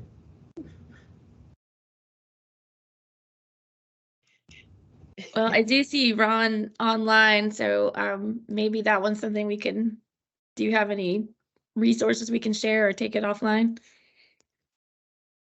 Yeah, we'll see if we can do that, or whoever the guest is, if they could reach out to Jill or I, or through the follow-up channel here, take it there. Also on join the Slack channel or Discord channel and post questions there, because we can definitely do a lot of follow-up there also. All right. Thanks so much, Chris and Jill. Great to have y'all on today. Okay, I see Ron. Ron, are you able to turn on your screen or your camera? Should have that capability. All right, I see a screen. And I the see camera Ron. comes up. Yay! Dude, how do we follow Chris Fleck? Right? I mean, the guy who does nothing but play with all the cool stuff. How do you follow that? Right. If nothing else, you got to get a new shirt. All right. I got to get a bigger shirt or something, I guess. I don't know. I don't know how I'm going to follow you, Chris. You always had the fun stuff, man. All right. Take care. Take care. I guess we're going to get started here. And I know I've only got about 15 minutes. And quite frankly, I was talking to Steph before we started about what I was going to present and kind of how I looked at it. And I actually messed around a little bit with my presentation. And some of that is simply because I'm trying to figure out what screen this is all going to present on. So you're actually going to see me go into some things and try to change this for a bit, because quite frankly, I can't go full screen right now, and I don't know why. Anyway, my name is Ron Oglesby. I'm the SVP for Customer Services and Solutions at Login VSI. A lot of you know us historically in the end user computing space for the last 12 years, I believe we've been in business. And I've been here about 5 months now. And what I wanted to do was kind of talk to you about 3 things I really didn't understand about Login Enterprise, kind of the platform we use today, before I got on board. I did a bunch of due diligence. I've been in the EUC space 25 years. Citrix, VMware, I've worked at both. I've worked at startups. I've been a consultant. And I always use Login VSI to do load testing, right? I mean, back in the day, right? Mid-2000s, late 2000s. Hey, I want to late 2000s, early 2010s, DL380s or DL580s, right? What am I running? What's my best cost per user? And then as I started looking at the technology, I was like, wow, there's a few things I didn't realize that could happen here, because I was always using some of the base functionality. So with that said, I'm just going to go through these. One of the things I want to point out is that we have essentially 4 primary use cases, and everybody knows us from a scale and performance perspective. Scale and performance is what we do. You want to test a system, you want to test AVD, you want to run your workload in AVD, you want to take your image with your security protocols, your antivirus, your IDP, all the stuff that's on there, and see how that impacts user experience in your Azure environment, an on-prem Citrix environment, whatever, it doesn't matter. We can actually do that. That's scale and performance. That's what we do. And we actually even dig into it a little bit. We can show you A/Bs, this configuration versus this configuration, same exact test, same exact workload, etc. That's what we're known for. But one of the things I didn't realize was that some of the tools we had developed played into a couple other places. One of them is application and image validation. And all of you have had this. Everybody I've talked to in end user computing has had I patched the image, the notification went out, I went through the change control procedure. Monday morning, for some reason, the primary app didn't work, or this app didn't work, or this function in an app didn't work. Why? Because the app owner signed off but never tested. We never asked the app owners to test. The app owners didn't show up, or they launched it and said it was fine, right? What I didn't understand was the automation we use to scale and do capacity planning, we could also use in this side, where we could test applications and images before they were rolled out to users. We could tell you whether they launched or not. We could tell you whether functions in them worked or not. And then we could actually respond to you and say, hey, this used to launch in 2.8 seconds. It's now launching in 7.7 seconds. What changed? Now, you'd have to dig into what changed, but this is what we're doing on an operational level. The other thing that I realized was that this same automation that we were using for scaling and performance planning and now application and image validation could be used for real-time performance. You could actually sit there and say, look, just give me one user ran from a launcher that launches connections to this storefront and this delivery group. This is my primary one. And do it every half hour. Let me know when a gateway is down. Let me know when it's not connecting. Let me know when login times went up. Before users actually call the help desk, start to show me those trends, start to show me those hits. And that was interesting. And all of this led into cloud cost optimization. Anybody that's putting anything in the cloud knows that, power on, power off, stuff like that will save you money. But right sizing the virtual machines for the actual workload is probably the biggest savings ever, right? And these are where I wound up going, okay, what are the three things that really make this different or unique or possible? Now, to give you a perspective, let's talk about our logical architecture just for a minute, right? We have on the left, right in the middle, you see a virtual appliance. You download the virtual appliance, you throw it out in the environment. I know everyone here will be like, well, we have a security review. No problem. We go through 1 million security reviews. I understand. We have MFA. Got it. No problem. CAT cards. Got it. We'll help you out. But the virtual appliance is essentially the center where we host our web interface and our database, which stores the performance information. From there, we drive launchers. The launchers allow us to launch connections. Now, we can do one connection every 30 minutes, testing the environment. Can I log in? Can I launch the app? Does the app interact? Can I look up a record in the app? Right? Things like that test it from a user perspective, going back down the infrastructure. Everything has to work, right? But let's talk about what really happens. And because I'm not presenting, this looks awful, and I don't even care. So I'm going to show you what we do. We start off with a tool called Application X-Ray for custom workloads. When I came on board, we used task workers and knowledge workers, and you've all seen it. Nutanix, Citrix, Microsoft, they all use us because they use us for our load testing, generally using our knowledge worker. We're adding new workloads, power workers, GPU workloads, etc. But the basis of all this starts with Application X-Ray. It starts here. It allows you really to have a tool to take an app, whether it's Notepad, whether it's ArcGIS, whether it's any application, a web app, a SaaS app. And what we can do is actually read the controls from that and allow you to build the code that you see here in the lower right-hand corner, allow you to build the code that then gets dumped into the script to execute that application. When I talk about workloads and generating load, we want to generate load based on what your users are actually using, what their application does, what the disk I/O looks like from that app. Is it a crazy app that does a lot of read writes and it's very disk heavy? Or is it one of the apps that's very CPU or GPU intensive? Actually interact with the app. Use our tool, Application X-Ray. It allows you to paste that into a script that becomes a custom workload for you. The majority of our customers generate custom workloads to test their apps and their load. You guys can do this too.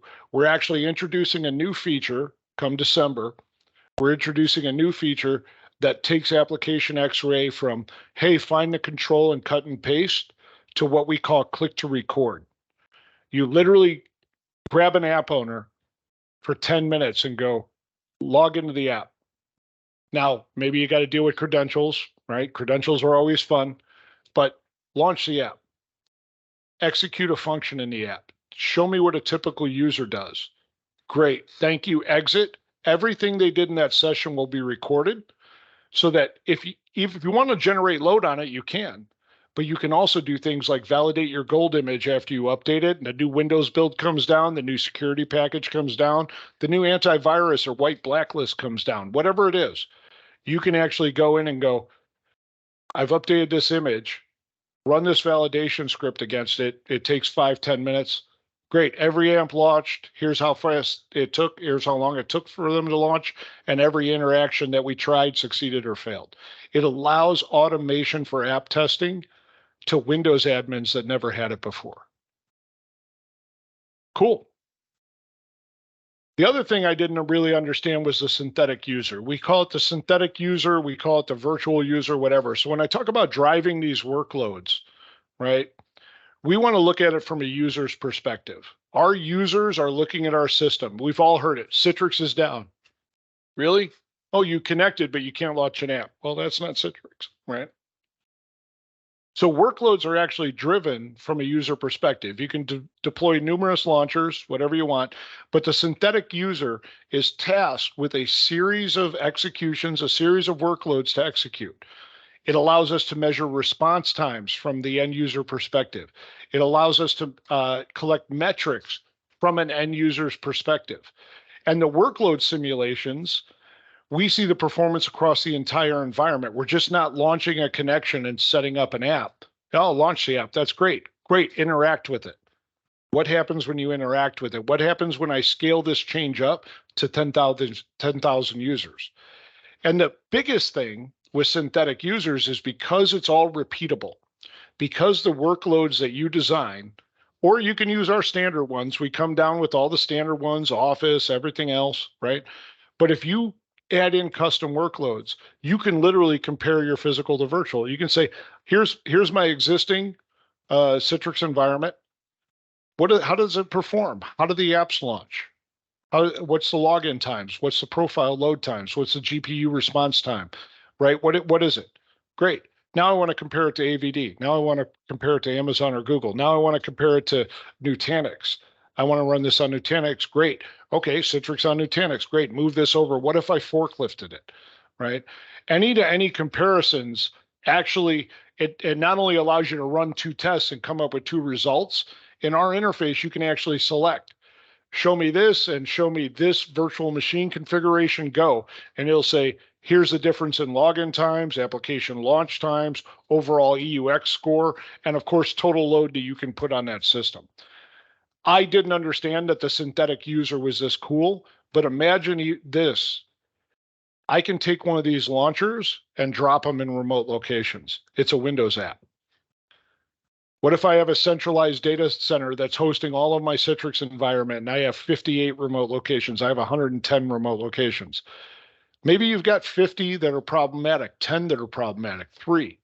You can drop a launcher at that site and let it sit there and just run tests all day long.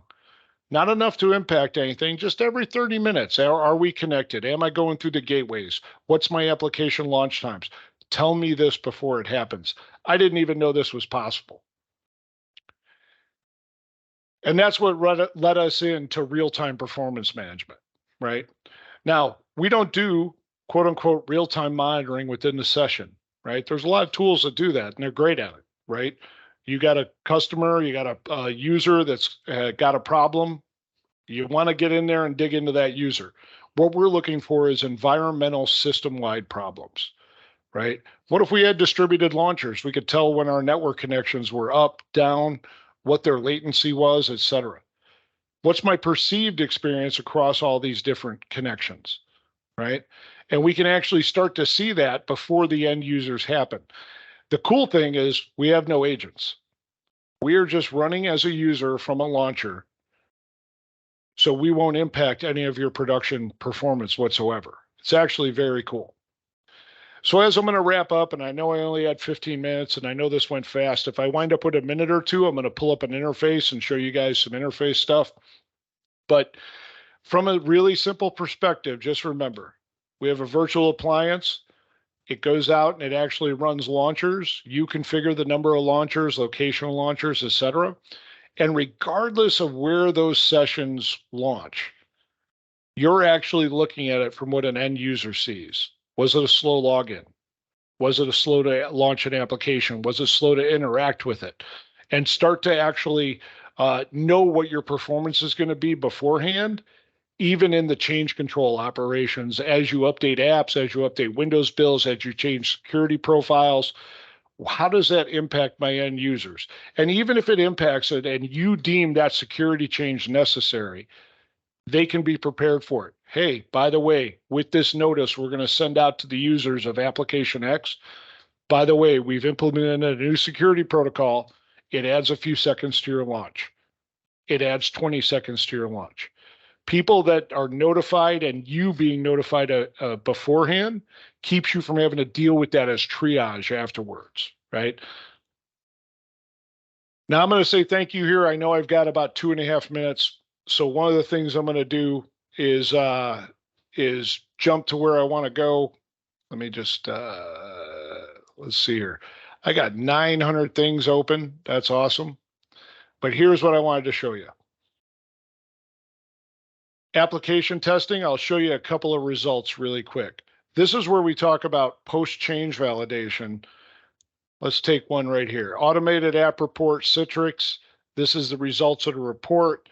Maybe I'll download the report, or you can have it emailed to your app owner or to you. Whatever you put in the workload gets reported here. Did the apps launch? Yes or no? App failure? Yes or no? And what was the app performance? And as we scroll down, you can actually start to look. You could have 5 apps in here, 1 app in here. You could have 30 apps in one of your images. And you can actually start to say, after I patch this, wait a minute, I've got 2 failures on the execution side. After I updated the antivirus, I got 2 failures, or I've got a performance failure. And we'll actually give you that info. Hey, this app didn't even execute. We'll take a screenshot, try to capture any errors. Here we were interacting with Excel. App start time went from under 4 seconds, which was our threshold, to over 7. But once it was in there, yeah, they kind of met all the thresholds. Okay, you can actually start to provide information to your executives and to your teams about this change and what's coming. And it's a way that no one ever saw before. Final thing, I think I got about 45 seconds. Load testing. Everybody is moving between platforms today, whether it's hardware platforms, whether it's in a secured environment or not, or if they're looking at cloud stuff. How does my on-prem compare to whatever Azure benchmark or what other benchmark I'm doing? Great. Take 2 tests, run them against that hardware, and we'll give you a report. What your login look like, app performance, density, and all the performance metrics. If you get a chance, we love sponsoring CUGC. We love being here for the CUGC. If you get a chance, take a look at Login VSI. I think we're doing a lot more than you're used to. Thanks, Ron. Good to have you on our stage today. Thanks so much. Hey, it's good to be back with the CUGC. I love you guys. Awesome. All right. Up next, I have the Glenn and Shane show. Are you guys ready to take the stage? Yes, we are. Talk about some Citrix Cloud Government. Yep. And I think you can see the screen, which is the agenda at the moment. Yes. Awesome. All right, yeah, we're going to get started. So just as a reminder, I know we're about halfway through. So we've got 2 more that are some pretty good technical deep dive sessions. So the first one, we're going to dive in here with Glenn and talk a little about Citrix Cloud Government. But then don't forget to hang around as Peter and I are also going to then lead into some NetScaler conversation. So with that, first, Citrix Cloud Government. And Glenn, I'll let you go ahead and introduce yourself real quick. Sure. My name is Glenn Roth. I'm a ATS with Citrix. Been with Citrix for 10 years, and it's funny. I remember the Nirvana phone days and X1 mouse, so it's kind of a flash to the past. But look forward to talking to everyone today and going over CCG. Awesome. Thanks, Glenn. Yeah, and for those who don't know me, I'm Shane Smith, Principal Enterprise Architect. Have been working in the public sector space for well over a decade, and have worked with both Citrix and NetScaler technologies and a lot of the nuances around government security and a lot of those different environments. So feel free to ask questions as we go through this. If I don't get to it while we're talking, we'll definitely follow up and moderate that as we go. But the start of where I want to lead with this conversation, the agenda, right? We'll talk about CCG, but I think like the biggest thing, right, is that while we're informing everyone and talking about Citrix Cloud and Citrix Cloud Government, right, we all know that now where we're at, we are very heavily invested with the on-premises virtual apps and desktops product. So when I talk about the architecture section there and some of the diagrams, I will talk about like the hybrid and having like the virtual apps and desktops component still used, right? But also leveraging your ability to burst into public cloud.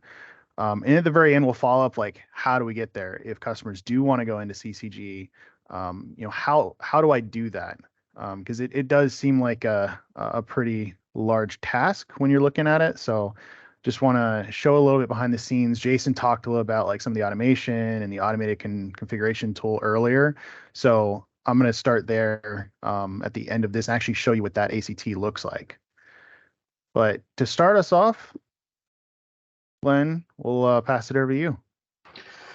Sure. So, one of the questions I get from a lot of customers is, what is Citrix DaaS on Citrix Cloud Government, right? And, really what we did is we developed a control plane, running in Azure Gov that is really takes that burden and offloads kind of the back-end infrastructure you need for your environment.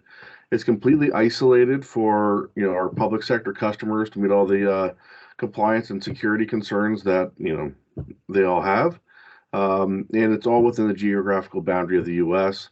So that way we can meet, FedRAMP requirements and stuff like that. But really, I think it's pretty cool just because we can offload a lot of stuff and actually get features out to customers quicker in a lot of ways. So with that, we'll continue on, Shane. So I get the question of, well, how did we get there? Where did we come from? Well, for any of us that have been in the game long enough, right? Back in the days of physical desktops and doing upgrades for all those, it was very labor intensive, took a lot of time. You're doing imaging, shipping machines, shipping laptops, the whole works, and it took a lot of time, right? And the management, from a security perspective, were they on? Could we get them patched? All that, is really kind of where this all started. And then from there, we went and progressed to VDI, right? So everyone was all excited. We had one centralized image. We always had access to it. We could keep it online, get all of our patches, and really we could scale relatively quickly. Or if a new application came out, we could get it deployed very quickly. 0 days, weren't an issue because we could, patch them immediately. Didn't have to worry about it rolling out to, multiple locations and field sites. So that was kind of the premise, the original way that we got there. But then it got to the point, well, how do we get more on-demand flexibility? How do we burst if we need to? We have customers that may have seasonal requirements that they don't want to have to go ahead and spend all their resources or money on resources sitting in the data center, just spinning there, say 9 months out of the year, right? So this really gives us a lot of flexibility, both from HADR perspectives, also from a bursting capabilities, and as we've talked throughout this conversation today, everyone's deploying workloads in multiple and various locations. And how do we manage that all where we're not duplicating efforts and duplicating work? So that's how we got to DaaS, from my perspective. And, with that being said, I've covered a wide variety of the federal government, within my role here at Citrix over the years. And, why do I see a lot of agencies, considering DaaS? We have some, a bunch of POCs, we have some customers full blown in. And really it comes down to, what I said before. They want to have that flexible environment that they can burst to AWS for a workload or burst to Azure, burst somewhere else, and manage that all from one location, right? So it really helps with, hybrid deployments. Maybe we have some on-prem because of a particular mission or something like that, we can still do that, but we don't have one Citrix site on-prem, one Citrix site in a different data center, another Citrix site, and we're managing 3 different environments. we can get down to one. And with all that, accelerating, all of this, right? So in the past, it was, oh, we want Citrix, great. We're going to put in we're going to put in a procurement request for a new, stack of whatever hardware, right? Well, maybe in a year, we'll get through all the procurement process. We'll get it in, we'll get it racked and stacked, get it IP'd, and then we can go ahead and start working. So, with this, we can go ahead and deploy in resource locations very quickly. It just makes the entire IT organization that much more flexible, agile, and really, at the end of the day, what it allows is for IT to make sure that they can take care of the business requirements that are coming in, so they can meet the agency's mission. Some of the project-based kind of DaaS entry points that we've seen. I spoke about the seasonal workers before. Contractors is another big one. In the past, agencies would have to buy hundreds or thousands of laptops, hand them out to contractors. This way, we can just spin up an environment, allow the users to come in with their existing employee-owned or employer provided machines, and really save the government agencies a lot of money, right? Mergers we've seen where agencies have merged, or different offices within an agency have merged. Just a wide variety. Call centers, remote workforce. Obviously during COVID, for a lot of my customers, it was not a big deal, right? They already had Citrix stood up, enabled. They already had a telework program, and it was like, okay, we're just going to expand this out to more full time versus 1, 2, 3 days a week, and it helps with the endpoint rollouts as well. I've had a lot of agencies actually go to Chromebooks just because it was a cheap throw device that they could go ahead and manage and provide access to their and lastly, you got the Windows 10 multi-session. We've seen a lot of interest there.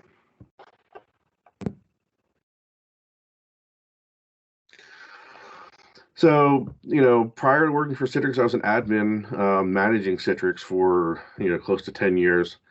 And at the end of the day, I just want to make people's lives easier, because there's nothing worse than, 2 a.m. calls, right? I want everyone to get their beauty sleep, wake up in the morning, and, get a coffee. So, when we talk about that, the more pieces and parts that, we as admins would have to manage, the more level of complexity goes up, and the more that we have to manage it, overall. By having Citrix Cloud Government and all the backend infrastructure up in that control plane, all the things like, the delivery controllers, director, licensing, SQL, all that's managed for you, right?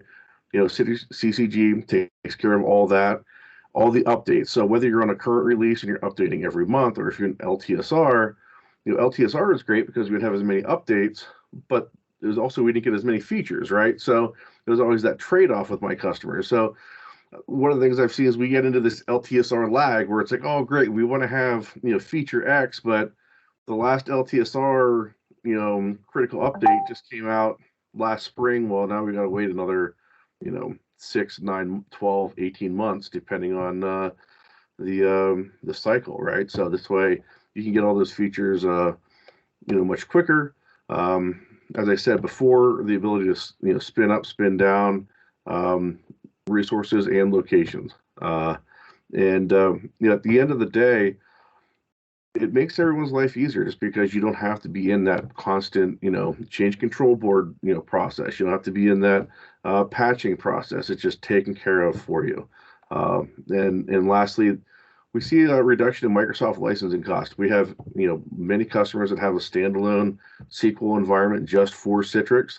And if we can remove that licensing requirement because it's already in CCG, it's one less thing that folks have to manage, and one less expense.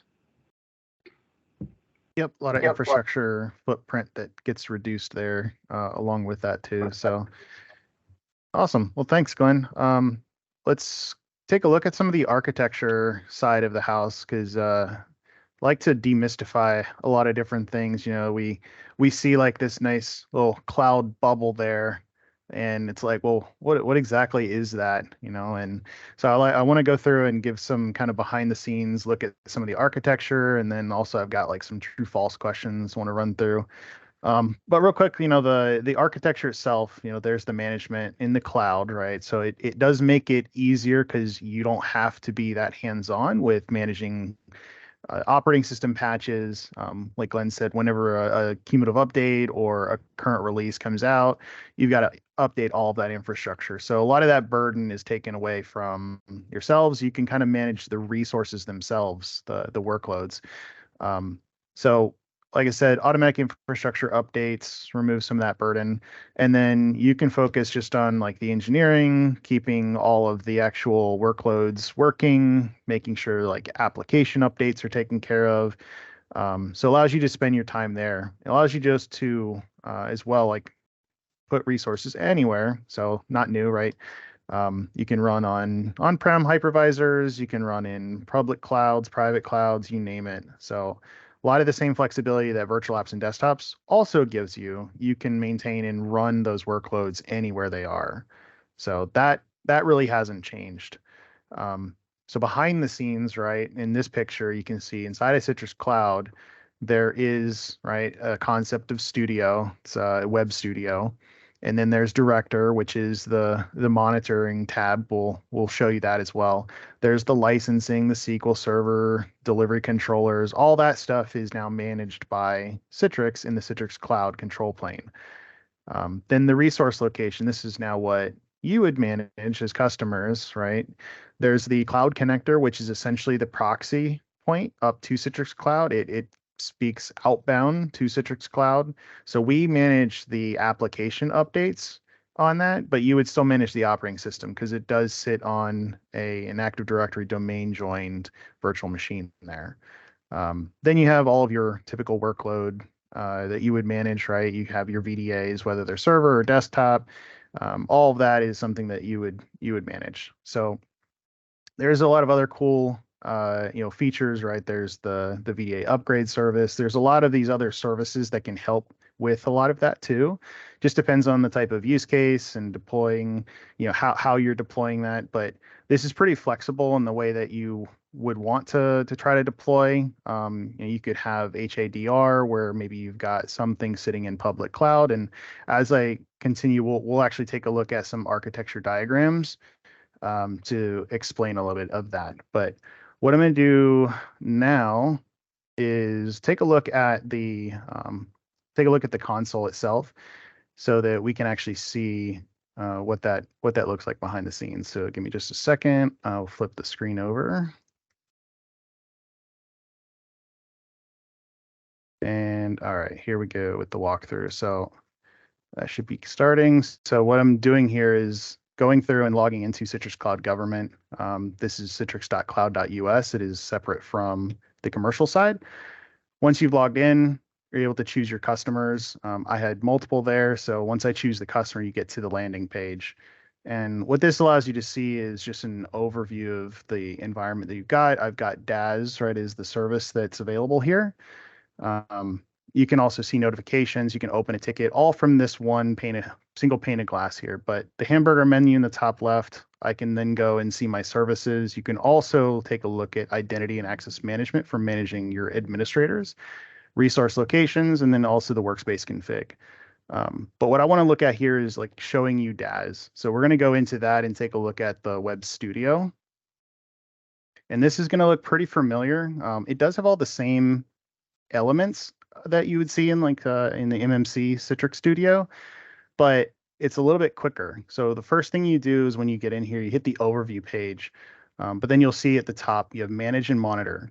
So in manage, you're going to be able to come down and take a look at machine catalogs, right? If we wanted to create different catalogs on different hosting providers, delivery groups, policies, all the same stuff is here. And then like Jason, Chris, Jill had already said, right, this web studio has also been brought into the virtual apps and desktops on-prem product. So unifying a lot of that feature parity.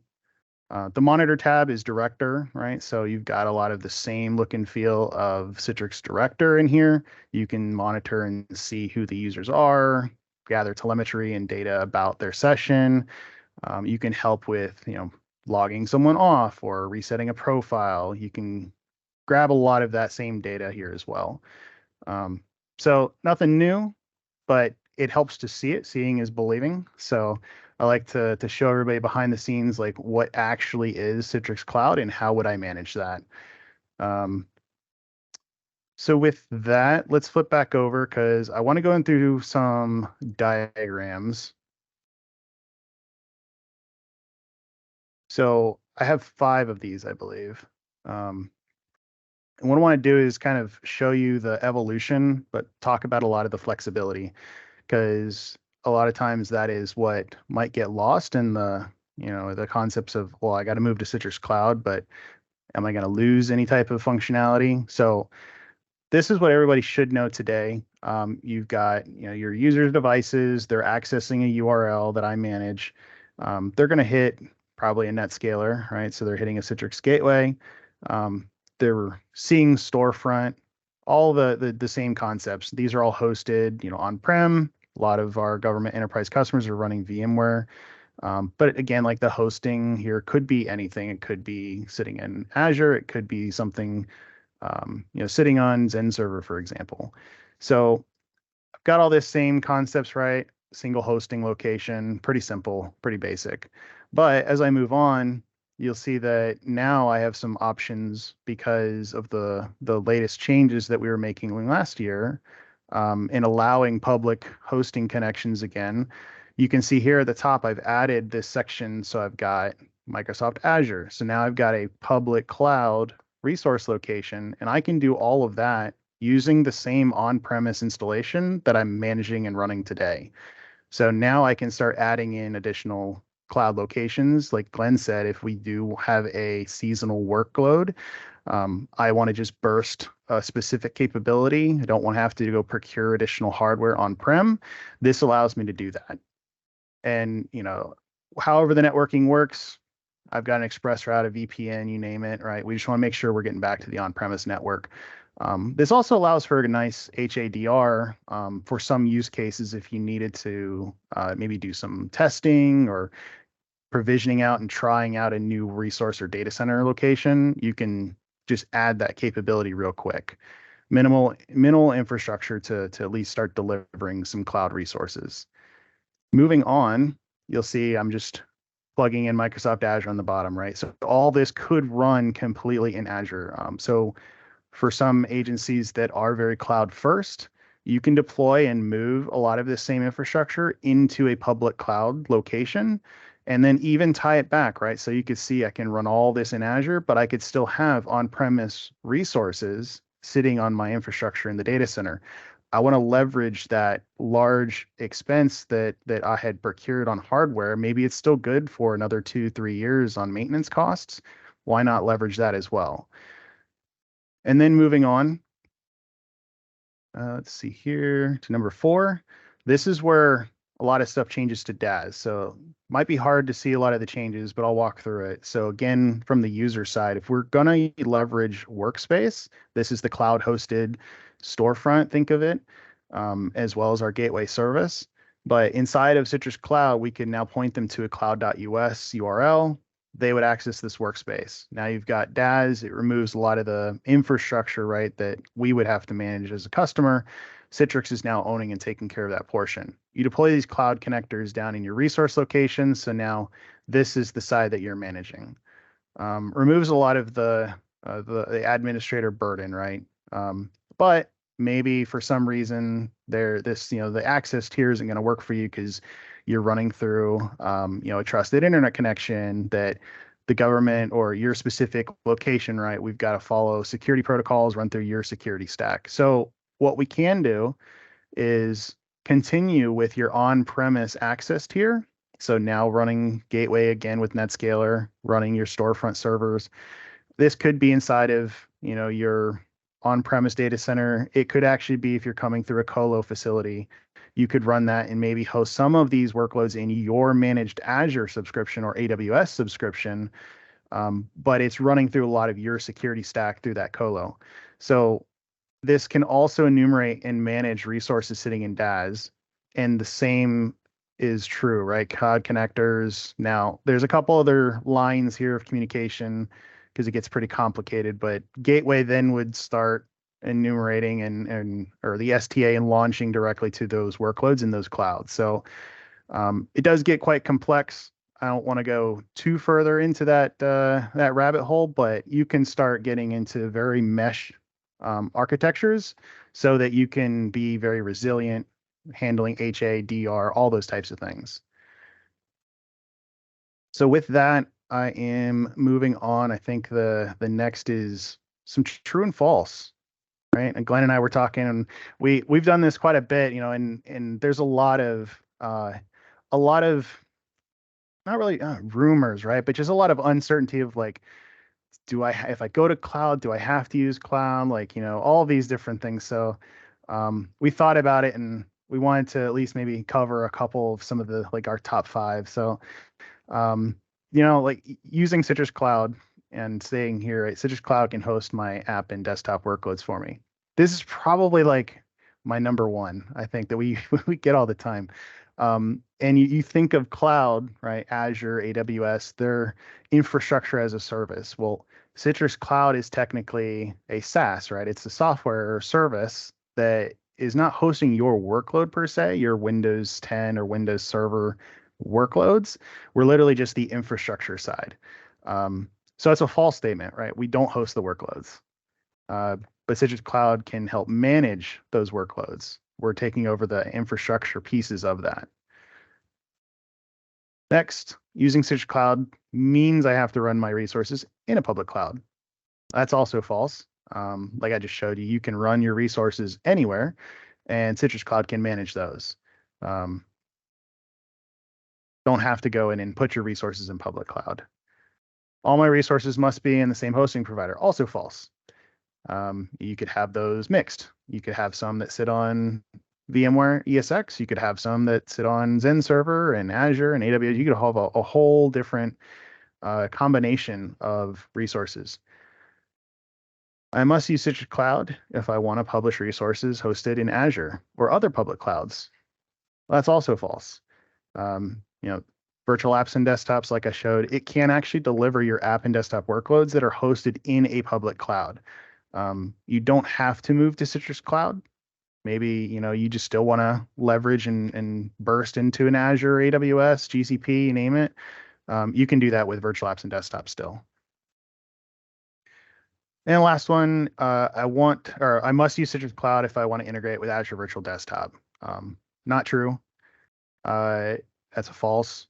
You can contact and connect with us after. We can go into more specifics on that, but virtual apps and desktops can also deliver those AVD, the Azure Virtual Desktop, virtual machines that would get created.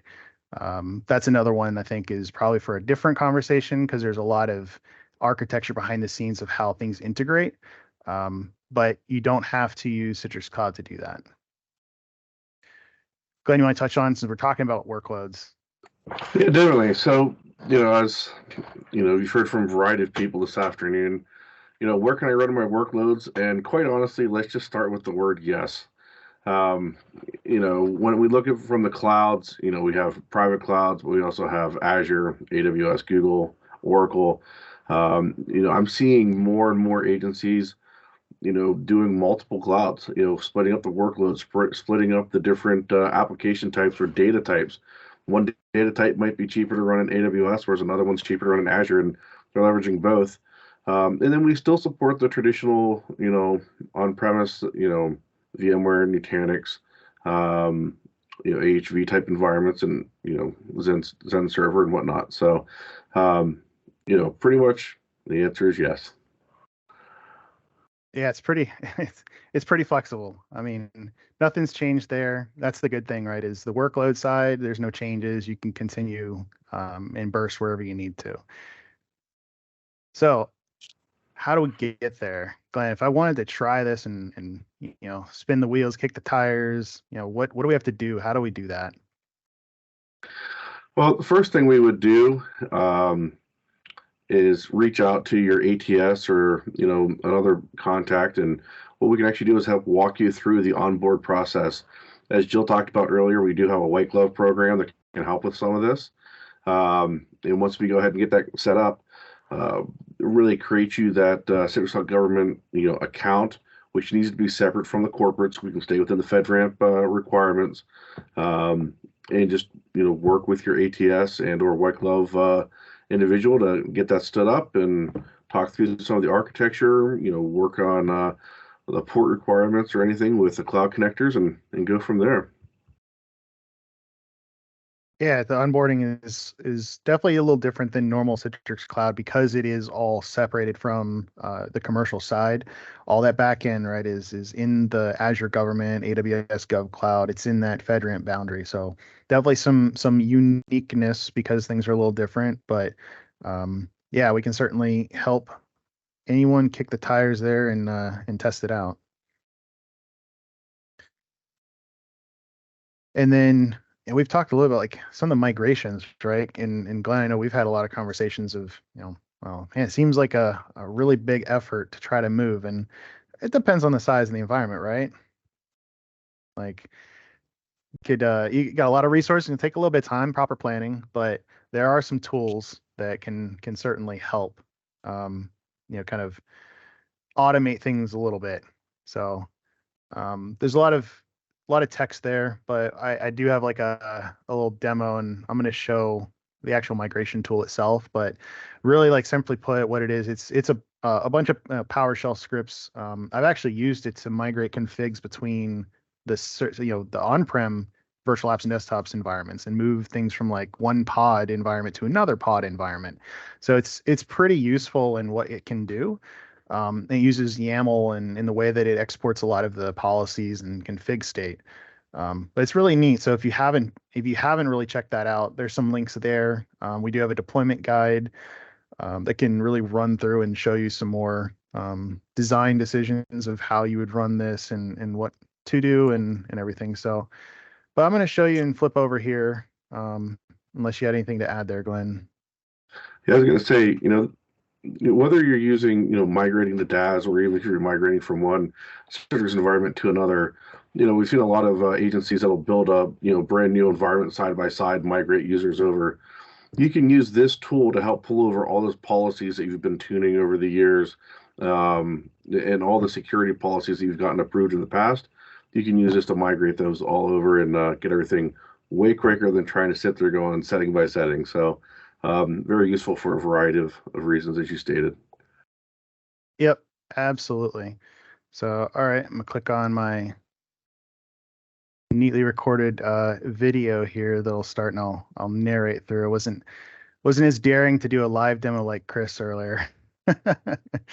All right, so first thing, this is that POC guide. So make sure you check that out. It definitely runs through and gives you a lot of good information around the tool. It's in the tech zone. So definitely encourage everyone to run through that. And there's a complete walkthrough as well. But once you have the tool installed on your on-premises delivery controller, you're going to have to open up the auto-config PowerShells in an admin so that you can run a couple commands. I run the export cvad AC to file, right? So since I'm on the delivery controller, it's exporting it from the local site that it's connected to. There's a couple of commands and parameters you can connect to a remote one, but I need to flip back over to Citrix Cloud Government because I need to create an API access secret. I'm going to name this Shane ACT. And then what that'll do is it's going to give me that secret ID. And then these are what I'm going to use to plug into Citrix Cloud so that I can then upload all of my configuration. So I've copied those over to my notepad window, and then I'm going to flip back once I grab my my actual customer ID parameter. All right, and once I've got those loaded, here's my notepad window. Now this is all the exported details. You'll see here I'm going to set some of the information about the environment. So that's where I plugged in all of those secrets. I've blurred them out because I don't want to let anyone try to upload to my stuff, but it's pretty easy. You just plugged in production gov, you plugged in all those secrets. And now I've got a zone mapping because I need to make sure I'm matching to a resource location in Citrix Cloud. So that's what that zone mapping file does. And I just basically plugged in the name East on premise because that was the name of my site I was going to upload config to. So simple as that. I run through and execute the command. And then now what it's doing is just merging all of that policy and machine catalog, delivery group, all of that information is being uploaded. And what I've actually done is, like, for this site itself, I was actually just moving, right, the infrastructure, the control plane side of things. The workloads are all remaining where they are. Those, to me, those are all remaining on premise. So that's a very important part to remember, is that with this, I'm literally just moving like machine catalogs, delivery group information, Citrix policies. So all that type of stuff, published applications, all of that is just moving into my new, Citrix site, if you will. And then I'm still going to deliver on-prem workloads from here.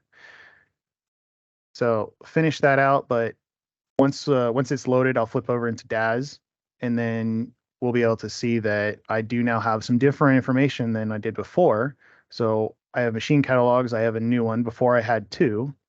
You see I got a couple extra that I'd been testing in my on-prem site, and it's waiting and configuring more of those machine catalogs. I've got the delivery groups as well, so you can see it just takes all of that, plugs them into maintenance mode. So they're there. Now I can go and finish out, some of the other configuration if I did need to alter anything. But it is pretty quick. It's a quick video. I did speed that one up a little bit, but it does show, how you can quickly move policies. That can get pretty, pretty mind-boggling if you've got a lot of policies. You don't want to recreate everything. It definitely helps with exporting that. Published apps. If you have hundreds of published apps, that's another one that right there, and you can be pretty granular about what you want to export. You don't have to export everything. You can just export apps if you wanted. So that right there helps. If you have hundreds of them, helps move things up into that control plane pretty quickly. So we did the demo. Lastly, I think just questions. I've got some interested links here, right? If there's some other things, these are actually that first one, the SPA in auto scale. That was actually yesterday that webinar event took place. And then there's also a recent webinar from back in September. There was like a what's new, what's coming. And there's probably a lot of the same stuff that Jason and Chris and Jill talked about, but definitely good.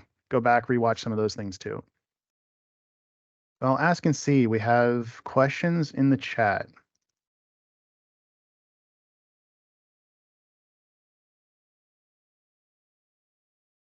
Let's see. Steph, anything that popped out that you saw, or Jill, or anyone else that was looking through here? It looks like there's a couple at the end there. I don't know if you answered them verbally though. Okay, so yeah, any automation tools for updating existing catalogs like monthly OS? Yeah, that's probably a good one. I'm curious to see what more Jason's got coming on the automation side. I'd probably see customers using like Ansible and other environmental things, because I know definitely like our Terraform providers can help with pushing out updates to like a catalog. Like if I need to kick off events inside of Studio, the same thing could be done with PowerShell. I've got customers that use that, but you'd have to like stage other things. So like an Ansible might be able to use to update like an operating system and kick off another workflow there. And then when that workflow is completed, we can use another tool to actually fire off things against the Citrix side of the house. Yes, and then I see here, Jennifer, you'd asked, are you moving or copying? So it's literally, it's copying. So the output of the ACT, I think, is what you're referring to. And what it does is it outputs all of that information into a YAML file, and then I'm uploading it and I'm merging it with whatever may have existed inside of my Citrix Cloud control plane. So I'm just uploading and merging all of that information. There's a couple other parameters if you wanted to replace things or overwrite any information that might have conflicted. So you could do that on a regular basis if you wanted to keep like on premise. If I had multiple pods and I had a lot of duplicated environments based on the scale, I could keep application publishing up to date, policies. If I wanted to do it in one place and then export and replicate that information, you could do that there as well. Let's see. So can we run POS without POC without connecting on-prem Citrix? Yeah, definitely. You can run a POC, and it doesn't have to connect to your on-prem environment at all. Some customers will decide to, I think Jill had said it, use Citrix Cloud for maybe some experimental stuff, new things that are coming. You could use Citrix Cloud for some of that purpose, and then have on-prem still, right, for some other type of use case. The two of them are pretty much completely separate. You don't have to have the two communicated all together.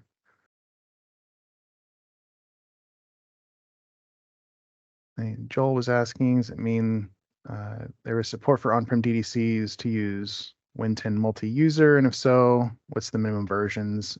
Yeah, universal license unlocks the hosting connection piece. The multi-session Win10, publicly you won't see that as stated supported, but we do have a special agreement that allows us to do that. So I would definitely talk with us offline about that. We're also working to get that publicly stated for across the board. So, and then let's see. Yeah, Erica said I do a hybrid use case. Yeah, due to the use of PivCard logon, couldn't find a way to do that otherwise. Are you talking about maybe PivCard logon for your administrators going into Citrix Cloud? Maybe that's what that's a reference to. If so, I've definitely seen some. We were testing that a while back with using Azure Active Directory or Entra ID.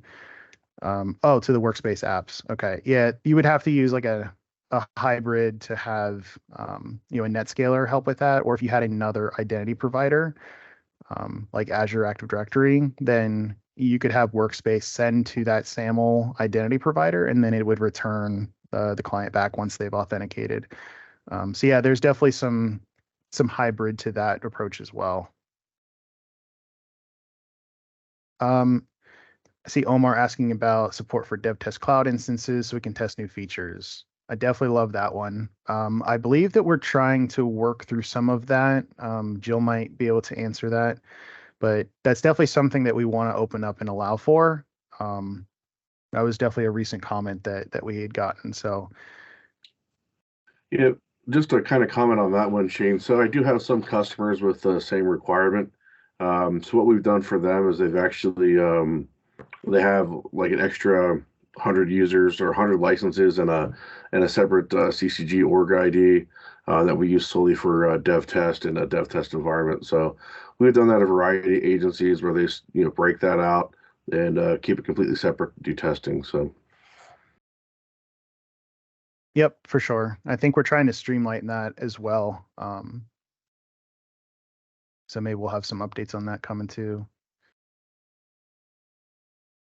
Let's see. Yeah, Joel, about having a commercial tenant to test some of the new stuff before it comes to CCG. Definitely take that as an action item and see what options there, so that you could have like a commercial and gov. Yeah. Yeah, so the last one there, the Azure, the Windows Virtual Desktop, like the Win10 111 multi-session, supported with an on-prem farm. So supported, you won't find that publicly for government customers. We do have a special agreement with Microsoft, so I would definitely talk to whoever your account executive or your account technology strategist is. We can help look into that a little bit further, but I'm telling you, yes. It's something that we're trying to get publicly supported across the board, but for government, we definitely can support that. It does work in the product, I'll tell you that.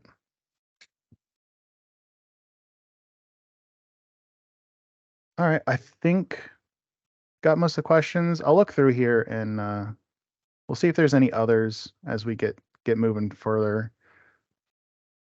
Okay. Yeah, I know you're going to be you're going to be back on stage. All right. Well, is Peter here and ready to go? Awesome. Yeah, thanks everyone for the questions. Thanks, Glenn, for sharing the spotlight. Let me switch presentations over. Hey, Peter, how you doing? I'm doing all right. All right. I think we can see that one now, right? Yes, we can. Yes. Awesome. Okay, awesome. Well, Peter, if you want to go ahead and introduce yourself. Sure. I'm Peter Crapo. I'm one of the NetScaler sales engineers specific to public sector here in the States and Canada. So I have a little unique position, if you will, for some of the customer base. I get to see a couple different areas of the business, and it's really unique, the different scenarios that we get brought to us from the two different groups, right? Everybody operates a little different, and we get to see a few different perspectives there. Awesome. Yeah. And I won't introduce myself again because everybody should have hopefully was on earlier, but maybe they joined just for the NetScaler content. Like that's certainly an option. So again, well, confidentiality disclaimer because we have to. Yeah, but the agenda of what we want to talk about here is really InFactor. Again, kind of trying to show you a little bit behind the scenes, explain it, because if you do just read the documentation, right, they're pretty lengthy and they might be like, well, this seems pretty difficult and advanced. But yeah, we'll talk about InFactor, help kind of cover like how does it work. It's definitely evolved over the years in different releases. So then we'll touch on the InFactor visualizer. Boy, that does definitely help put things together. But then at the end, Peter's going to run through a live demo and actually show you like a lot of the behind the scenes of plugging the entities and objects together and just some of the relationship between them. So seeing is believing, but let's go ahead and we'll get started. And I really wanted to like kick this off, like, why is this important? And MFA, multi-factor authentication, right, is part of an executive order that had come out. If you look at the link there from NIST, you can read a lot more about what was in that executive order around like the improving the nation's cybersecurity. But almost all agencies have deployed MFA in some form or fashion, using whether it's a PIV card, a CAC, some other type of MFA token, a YubiKey, right? RSA. There's a whole slew of different types of options. So options and flexibility are the name of the game, and InFactor can help you do that, right? So I'll pass it to Peter. We'll talk a little about like what exactly is InFactor. Thank you. So basically, InFactor is I'm not going to say an easy way, right? Because it's not exactly the easiest thing to digest, especially if you're brand new to it. But as you're going into it, it is a very extensible and flexible approach to getting your multi-factor authentication configured. So this is not just for, we'll say, different authentication factors, right? So it's not just I'm using an LDAP source, I'm using a radius source, I'm using some form of multi-factor, right? It's also, you have the ability of also pulling in things like endpoint analysis scans, for instance, right? Does my device meet a criteria before getting to a certain point within that factor, right? If I don't meet that criteria, I don't even get the ability to log in. So it can be used in multiple ways to sort of flesh out your security requirements and various bits and pieces there for that. The other important pieces of it is it allows you 100% to customize that login interface completely, right? The text that you see on screen, how it looks, you can basically mark it up to your heart's content. You also have that ability to do, pass-through based authentication. So, if a user gets to a screen and you're trying to do, group extraction, right? We got group extraction there at the second bullet point. After they put in their username and they get to a second page, they don't have to fill in the username again, right? We're able to basically grab that data, we store it as a temporary variable to get it over into the next field. So that way the user doesn't have to constantly re-input information over and over and over again, right? It's not repetitive from that nature. They just have to then supply that next factor, whatever that is, right? Whether it be password, whether it be a certificate, maybe RSA token code, YubiKey, you name it, right? We support all those different methods from that standpoint, and they can be mixed and matched, and you could have 10 different factors built into an authentication flow. There's no real limitation to the number of factors you could honestly build into the authentication flow. So again, any mechanism supported, nothing's really not supported from that standpoint, I guess would probably be the best way to state it. So, very, very flexible, able to account for any bit of your multi-factor authentication needs, requirements, whether it's working with an on-premise product or integrating with some, cloud-based, right? Shane was talking about integrating with Azure AD or something like an Okta or, Ping Federate, something like that, right? You can integrate with all these different forms of authentication to achieve your desired end result. Yeah, and then again, like based on an environmental variable, right, from EPA or like where you're coming from, right? You could maybe I do authenticate with my two-factor, right? I use my PIV card and I log in, but then it's like, oh, well, you're on your GFE today, so no need to do an additional type of authentication. But if I was on a BYO, it might tell me, well, now you've got to go through and enter, Azure AD, and it's going to send me over to Azure AD to authenticate because might have Azure also doing some additional checking. So yeah, it's pretty wild the combinations that we could get and to think about. Yeah. Again, very extensible and flexible from that standpoint. The important pieces of it about how it works, right, is each authentication factor performs various tasks, right? You're always asking for a user input in most cases, not all, right? EPA, for instance, or endpoint analysis is looking at some sort of identifiable piece of information from the user's device. So it's not necessarily prompting a user for sort of an input, but when you hit those different fields, right, whether it's Active Directory credentials using LDAP, right, or Radius, right, they're looking for some sort of user interaction to say, give me the information to identify who you are and what you have potentially, right? Could be SAML assertion. So this is, Azure Active Directory. This is Okta, Ping Federate. Those are all SAML-based authentication methods. ADFS could be a client certificate, or it could be an OAuth integration or Kerberos, right? There's, again, everything, any authentication method that the NetScaler supports can be pulled in as part of an authentication flow within Nfactor. Nothing is limited from that standpoint. It could, for all intents and purposes, that actually could be local user accounts created on the NetScaler itself, right? So you have that flexibility to be able to integrate all those different forms of authentication into that flow. And it evaluates those supplied credentials. So it doesn't matter. You could have a tree, a decision tree, and you'll see this when we get down to the demo, but essentially, especially when you're doing like a group extraction, right? You may have a specific group of people that if you're in this group, you perform LDAP authentication.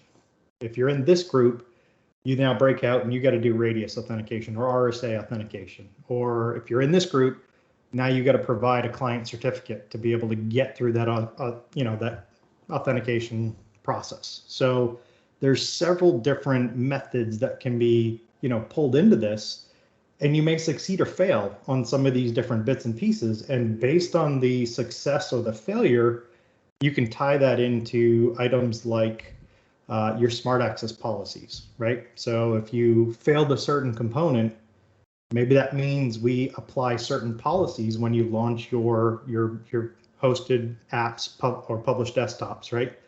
And maybe it means copy and paste is restricted. Maybe it means the ability to save to local drives is restricted, right? We can use those as evaluation criteria. Maybe you get completely denied if you fail a factor, right? Because that might be a very key factor that the organization needs to adhere to. So, and again, the other part of that is, right, I was saying earlier, you could have like 10 different, and reality is, I don't know that there's actually a true limit to the number of factors we can put in there, but it goes through and iterates through the various factors until there is no more factors left to evaluate.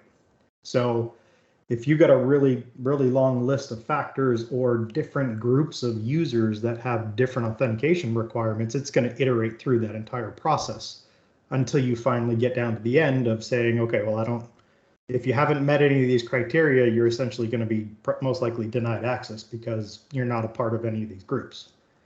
So no issues there from that side of things, right? Fully capable of being able to iterate through as many number of factors as you need to achieve the desired authentication requirements.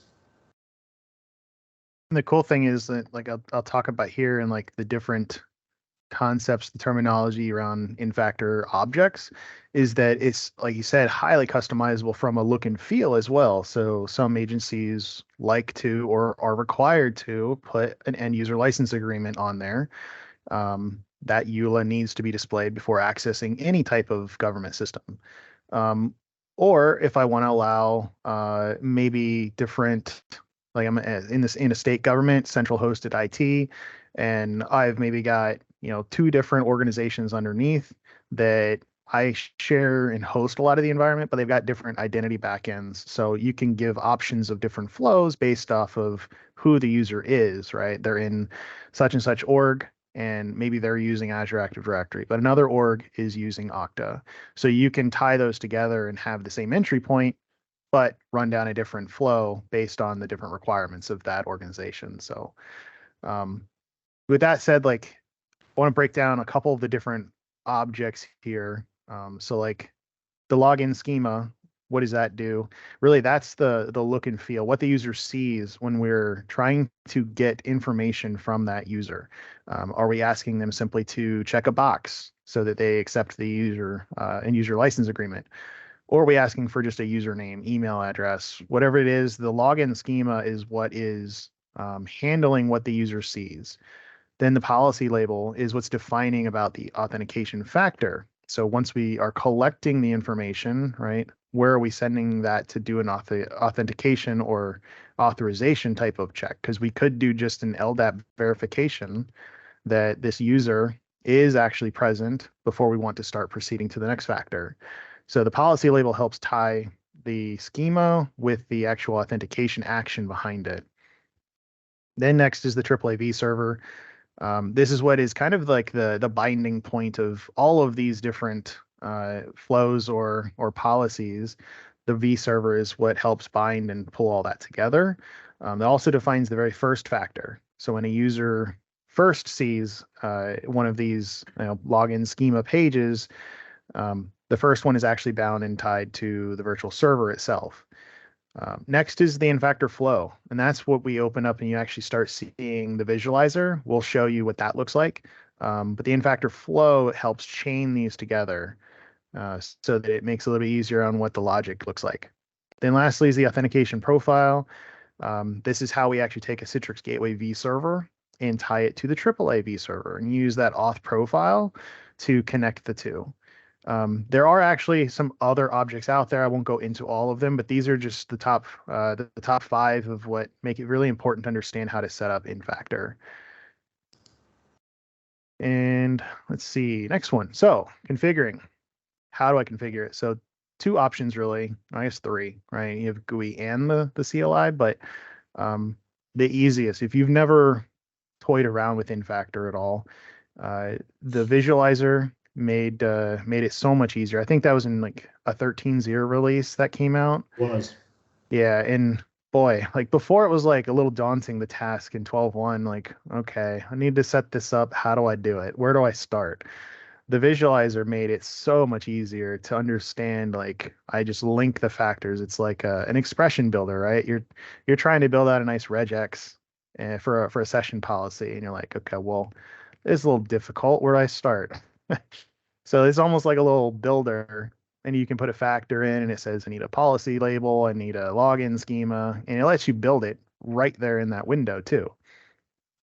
So obviously that's the easiest method, but for there's other options, right? If we do need to maybe reuse some factors, right? Because once they're created, they're there. You can reuse them in different flows and for different purposes. So the GUI helps just pull you into a lot of those other options. And then the CLI is good for if you're trying to automate this a little bit. CLI is definitely going to allow you to do that and expand it to many different appliances. So yeah, some examples, right, of what it would take to do this in the GUI. I'd have to plug in and go and, configure the auth vServer, the AAA vServer. Then I got to go and create a login schema, bind it to my login schema policy. Then I go and configure the schema for actually setting up, maybe pass through or binding it to the label. Then I configure my LDAP or my radius policies. Then that gets bound, right? Again, in login schema is what you're binding back to the auth vServer. Then you're binding the your first factor policy to the vServer. And then you're binding your radius policy, your second factor, to the auth policy label. So you can see like all of the terms and like how you would build that out. When I first saw this, I got lost on step 3. I was like, oh man, where do I go from here and how do I do this? So it takes a lot of experience to get familiar with it. But again, like the visualizer, just night and day, helps you understand it a lot more. And this is a screenshot of what that looks like. So again, like the visualizer helps with adding multiple and managing multiple factors in understanding that logic. So you can see I've got my first factor here. I'm doing an in factor, one-time password type of OTP. I've got multiple policy labels, but then based on like the success, right, I can have a success here and choose 2 different types of authentication factors. And then again, like, so you'll see the green lines. Those are if it's a success, because if it's a fail, you could actually send it down a different type of factor. So maybe I want to do a client certificate with PIV or CAC first. If that fails, go down, maybe LDAP with RSA or something. So you can or maybe it's a CAPTCHA prompt, right? They fail one, you can do a CAPTCHA or just send them to a failed page, right? Call the help desk. So it gets pretty extensive when you see a failure case, right? CAPTCHA here. Success, I move to like the next factor. So the visualizer, though, you can click these buttons. You can add additional to individual factors. So you can create decision trees as well. Not sure if I think you might show that in your demo, Peter, but like a decision tree based off of I enter, Shane at citrix.com is my login ID. Well, if it's citrix.com, go to Okta. But let's say if I was Peter at netscaler.com, then I could go to, another type of, maybe a different instance of Okta, right? Maybe they were 2 different organizations that had completely separate identities in the background. So hopefully that makes sense. It definitely simplifies things. There's definitely all the logic underneath that is still there, but this helps kind of bring everything together. Yeah, and here to kind of jump in here a little bit with what's on screen here. So what's actually being configured here is the 2 different bits and pieces of what we have as our NetScaler OTP functionality, right? So this is the on-device NetScaler MFA component. So the 2 different policies that you see on that far left side under the NetScaler OTP box, right? The top one is your device registration. So this is for a net new user who's never been in this environment before. You've got a flow for them that says, okay, you're a brand new user. I want you to go in and be able to register, scan your QR code to get your token, get it imported on your authenticator app on your device, so that then once you start authenticating to this environment, you can actually supply us the respective, OTP code. And then you'll notice once you get past the registration process, what happens is you get a device registered, right? So you hit authentication first. So you get past the LDAP authentication, and then you get to that auth OTP device registration, which is that last box there. So that's kind of the final process in that in that registration side of things, right? So once your device is registered, you've scanned your QR code, you've got your OTP code that's regenerating itself every 30, 60 seconds, whatever it is. You then get down to the point of now you log back out and you sign in now with that new OTP enabled user account, because now we've stored the fact that you've registered, right? It's tied into your Active Directory account. Now you're going to go back through that authentication process, which means you're going to hit the bottom part of this authentication flow, which is now, all right, you're going to hit LDAP authentication, and it's going to say, okay, great, you passed LDAP, right? You provided me a valid username and password. Hey, now I need an OTP code because you've registered, you're set up for OTP. We require, 2 forms of authentication. So now you need to supply the OTP code.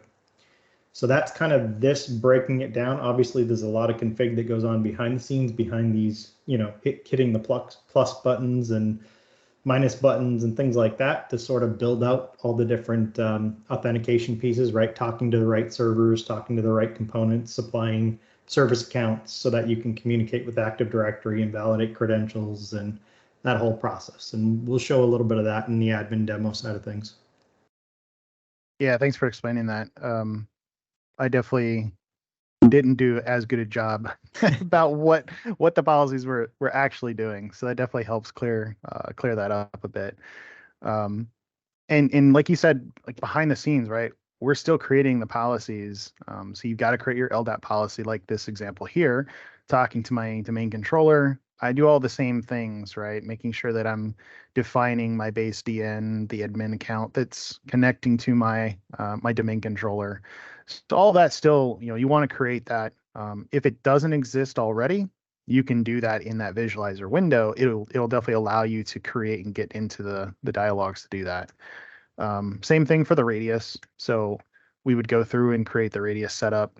If it's setting to an RSA server, then we would have all that same stuff configured here. Yeah, and one thing I want to point out on the screen, you'll notice when you see that configure authentication policy box there on the left, right? The expression at the bottom is just the word true. So if anyone doesn't know, we're going through a big change, right? So our code has gone through several evolutions, right? We're moving from what we referred to as classic policies to our advanced policies. So a typical expression for a classic policy was NS_true. That was sort of a key highlight that says, hey, this is a classic policy. So any authentication policy that you build as part of N-Factor needs to be an advanced policy. The word true is part of that advanced policy side of things. It can be a lot more than just true, right? It could be you're looking for defining characteristics, and you'll see that in the demo side of things that I go for, right? We're looking to see if you're a member of this specific group, and there's a whole string that we're using, an expression that we're using there to essentially evaluate that process. So this is just something to be aware of, that as you're starting to go down the N-Factor road, advanced policies are the only things that are going to be accepted here. You can't go back and configure a classic policy. It's not going to work. And actually, I think it's going to block you, if I'm not mistaken. I think that change finally went into effect in the later 13.0 and 13.1 and then 14.1 code. Yep. Awesome. Well, I think you are up with the live demo. Wonderful. Yes, hope the lab's working, and that's the hope here. And while you're setting that up, and I'll stop sharing my screen. But I see Jennifer, you asked the question, does it matter what order you do N-Factor? Are you asking about like the factors themselves, or like the setup of policy label, all that type of stuff? Because yeah, it would matter like for the factors if you want to do LDAP first, maybe to check that they actually have an object in Active Directory. You'd want to maybe do that first, and then do maybe like RSA. You don't have to do them like on the same screen, like so you might see username, password, RSA token ID, or that second factor code. Some customers tend to maybe do just a username first. Let's just validate and do a verification that they actually exist before moving on. There's some reasons why you might not want to do that. You might not want to expose that, oh, okay, well, I know that they don't exist, so I don't want to give them that option. So it just depends on how you want to set up the flow. But yeah, you could do SAML, right? First, then LDAP. depending on what your identity provider is, if it is like an Okta or Azure Active Directory, right? They might exist in some other directory themselves, but then you might need to come back because in Citrix, right? If I'm using, let's say Google, I'm just using a Google identity and using their IDP. Now I got to make sure that the UPN and all the information coming back does actually exist in my local Active Directory for my Citrix environment, or maybe for my web, whatever my web application is, that they have an object created there as well.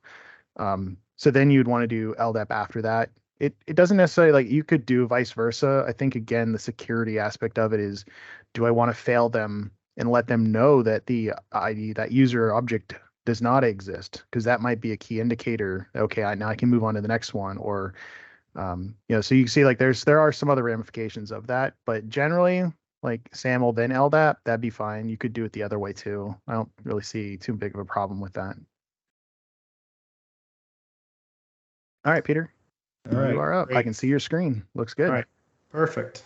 Okay, so for anyone who doesn't know, to get into the N-Factor visualizer, you actually go under security. And it's actually under the AAA traffic, application traffic. And you see N-Factor visualizer right here. So we're going to primarily use this today because, frankly, the GUI is going to be a little hard to read over the screen sharing, but it's much more complex than what the visualizer actually displays to you, right? So I've got a flow here that I'm going to sort of talk through, but we can kind of, if we want to, we can kind of dig through and sort of build one on the fly, and you'll see how easy it is to really build one. But it's as simple as just clicking on this, right?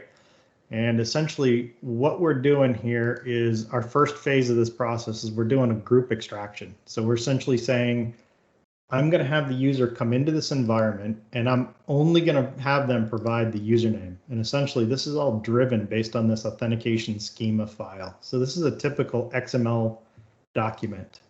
And you can see that this is what the user is actually going to see. And you notice we have all the different languages here across the top. So you could technically flip over to another one, and you notice the translations are already done for you. You don't have to come in here and do a lot of these translations. They're in the respective files already for you.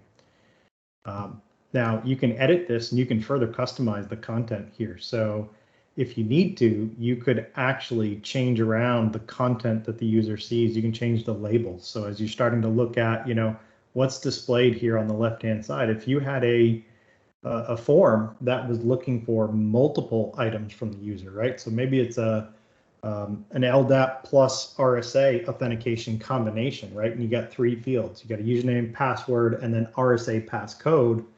Well, guess what? We can come in here under the login schema directory, which these files all exist on the NetScaler, and we got dual auth. Hey, look, that looks very familiar, doesn't it? So it's one of those things that this is something that can, you can customize these files directly too. So from here, you can actually hit the little download button. You can download the XML file, and you can manually edit the XML file. There is a specific way to edit them, and certain content that can be modified, certain content that can't be modified. So it's good to follow the process with that. But you can obviously see that there is a whole lot of built-in components here. The EULA, like Shane was referring to earlier, right? So this is something that can be displayed to end users, and you can put a whole lot of information in here and further customize the data that is displayed via that XML file directly versus what's here, right? Because this is a little cumbersome to kind of manage inside of here because you're constantly scrolling and doing everything. But if you actually go into the XML file directly and you edit the content, you can obviously see that this is somewhat minimal to be able to see the content and be able to work with it. But the XML file, you have a lot more direct integration from that perspective to modify this as your organization requires. And for the EULA, like, the nice thing about doing this through N-Factor, right? Because there was a EULA option on the Gateway V server, but it was literally just a checkbox. So it didn't actually, you would have to click to see what the EULA was. The checkbox was merely, I accept it. It didn't actually display the EULA. So this allows you to you output all the EULA, they hit continue, right? They've seen all of the text. So that's much better than just the checkbox option. Right. So you notice What I had previously was just this only username, right? Because we're doing that group extraction, we're essentially saying, give me your username so I can find out what groups you're in, and then I can figure out from there, where do you go, right? What do I do at that point? So I'm going to just reselect this, and I'm going to close out of that. And then essentially what we're doing here is we're just basically, we've got a group extraction policy. This is just basically pumping the user against Active Directory here. And it's basically saying, okay, well, let me find out what groups you're on. You'll notice authentication is not enabled. This is a key part when you're doing group extraction. You do not want to do authentication because that means you're prompting the user for a username and password, and you're expecting input from the user. At this point, we just want to know what group they're a part of, so we know which factor to force them to go down the path of. So we do it as a non-authenticated, and basically it just pulls back. When you look at the ns.log file, it pulls back the group memberships that they're a part of. And if one of those groups matches our next process in, it then matches it to that and then says, okay, well, you match this one. Let me see if you match anything else that's in that decision block, and let me figure out where I'm going to send you next. So that's a key part to think about. Let's see, let me just close. You notice again, this is just a true value, right? So there's our advanced expression. We're going to have some much more detailed here. So once we get through the group extraction side of it, we then have two different, so this is a decision block. That's why it's in yellow here versus the typical gray on gray. And essentially what this is saying is, okay, now we're actually going to do an LDAP auth for the user. And you notice here's our more detailed expression, right? So we're saying, is this member of LDAP auth is the group, right? So here's where you enter in the actual group name that's coming from whatever authentication source, Active Directory, Radius, whatever. And in this case, we're actually not technically doing an auth just yet because we're just doing a check, right? So if the user is a part of this group, they're going to match this policy. And based on that policy, we're then going to send them down to the actual authentication process. Because remember, this is just a decision bracket, right? This is just a decision block. It's saying, are you a part of this? If so, let me send you on to the next part of it. If you're a part of the cert auth, which works in a very similar fashion, right? We're saying, are you a member of this group? If you're a member of this group, great. We're going to send you on to the next part, which in the case of LDAP, this is where this one gets a little interesting because you notice this expression or this authentication schema that we have is we're using this prefill from expression. Where this becomes important is essentially, let me go back down to this prefill one. What it's doing, you see this wonderful little label here, or I should say variable basically. We're actually taking the username that they supplied in that first, enter only your username field, and we're essentially storing that as a variable. So then when it comes time to hit this field, they're not required to enter that username again. It supplies whatever they entered from that very first field that they entered their username on. So then they're only required to enter password. And the nice part is the cursor is actually sitting in the password box. So they don't have to click on screen, they can just continue typing. And you notice underneath it, it's actually saying, hey, this is your second factor, right? It's identifying what factor it is. So it's important for this process. And this is just, it's pretty basic, right? This is an XML file, there's nothing crazy to it. But that right there is what then leads us to the actual LDAP authentication process. So now we hit the LDAP authentication. This one here, you notice it's not a no auth policy. This is actually doing authentication against our Active Directory server.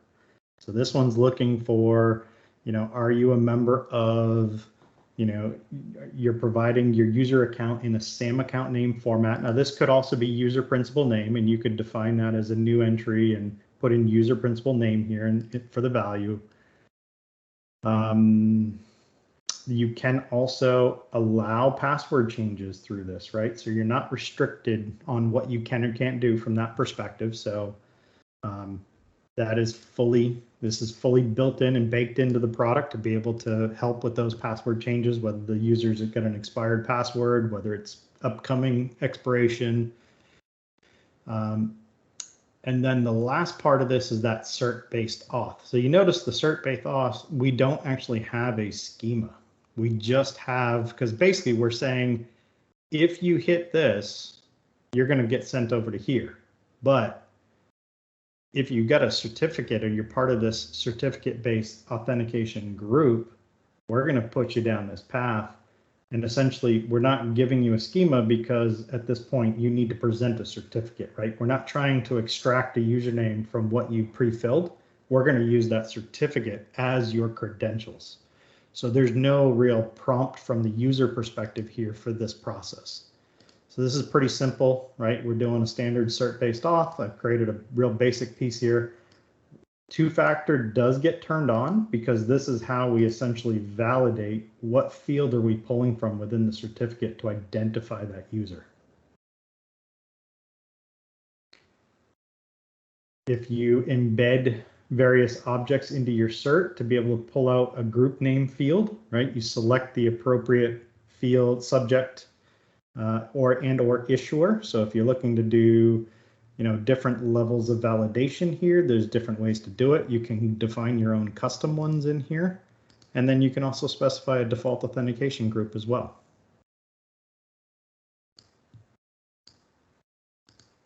So this is pretty straightforward as far as, how it looks, how it operates. What it creates for you at the end of the day is if you start diving down into the policies and you start looking at your authentication policies, you'll notice a lot of the pieces we just created, they're all here. I didn't actually come in and manually create these here. I created them through the authentication flow and the visualizer, and it populates them in the right area. So that way this stuff is all built. My actions are put down here. So this is my cert-based auth action with all the respective bits and pieces. My LDAP is here. So I have one. So this is where this gets a little interesting. So this one here, as we looked at before, right? This is the one that doesn't have authentication turned on because this is the group-based extraction component of things. Whereas this second LDAP action is where we're actually authenticating the user once they match that criteria. So this is the kind of thing you need to think about as you're building these various pieces and how that flow kind of works through at the end of the day. And you notice we have all kinds of actions, right? Secure certificates, LDAP, negotiate, OAuth, no auth. You could do a no auth policy. Radius, SAML, TACAX, WebAuth, email, CAPTCHA, EPA, storefront authentication, Azure Vault, or push service, right? There's a whole bunch of built-in capabilities here to allow you to integrate with services that you either host on-prem or services that are cloud-based, right? It doesn't necessarily have to be something that is directly on-prem.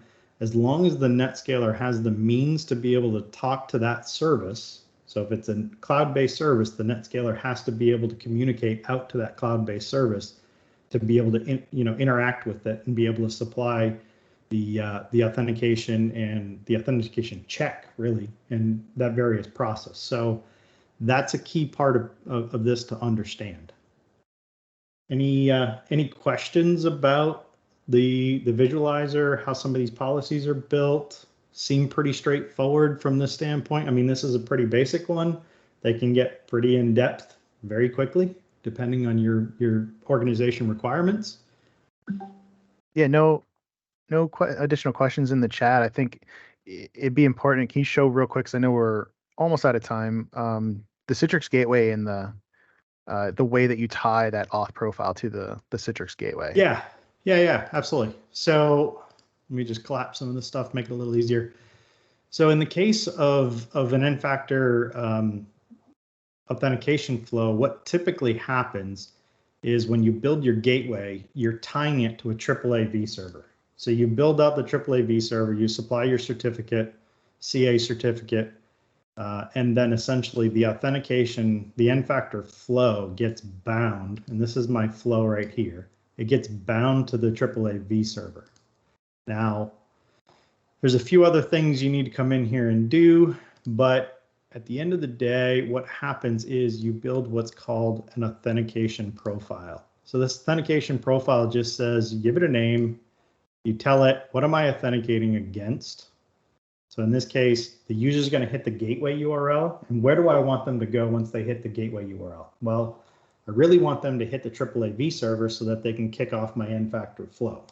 So I'm going to say this is an authentication V server, and it will then tailor your results based on what you have built on the NetScaler. So then you pick your respective AAA V server and you hit OK. It's actually that simple, right? What you do then is down in the NetScaler gateway side of things, you go into your gateway, and what you're actually going to do is there's an authentication profile section here. Now, key piece, if it doesn't show here, look on this right side over here, because if you're not using it today, it's going to show up on this right side. So you're going to be able to come over here and hit the plus button. It'll bring it over. You can hit the little pencil, and then you'll be able to choose from your authentication profile. And essentially what this says is when a user hits the gateway URL, you'll notice I don't have any basic auth or advanced authentication policies, right? It looks at it and says, oh, you got an authentication profile defined? Well, here, let me send you over to that AAA V server to then go through that authentication flow.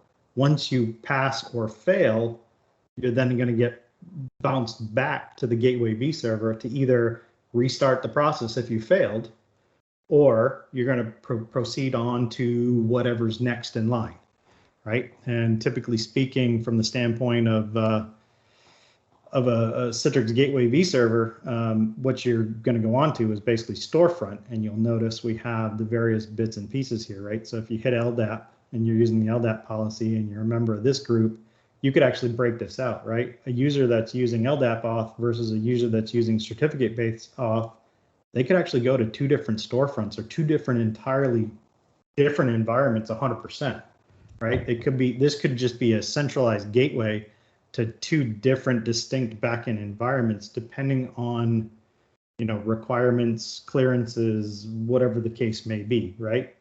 So in my case, these both go to the same storefront server, but your environment may have different requirements. So the ability is you could actually break this down and say, okay, if this user is a member of this group and they're coming through Citrix Receiver, then send them to this profile, right? And that profile will direct them over to the correct storefront server. Or maybe they're cert-based auth and they need to go to this other more secure environment because it's got some step-up requirements that you need to fulfill in order to access that environment. So this is where, you know, these advanced expressions start to become a little bit more involved, right? Yeah. And yeah, and that's good too, because you need to send over to like a different store as well. Correct. So yeah. Awesome. Well, yeah, I don't see any other comments. I know we're pretty much up at time. Appreciate you walking through that, Peter.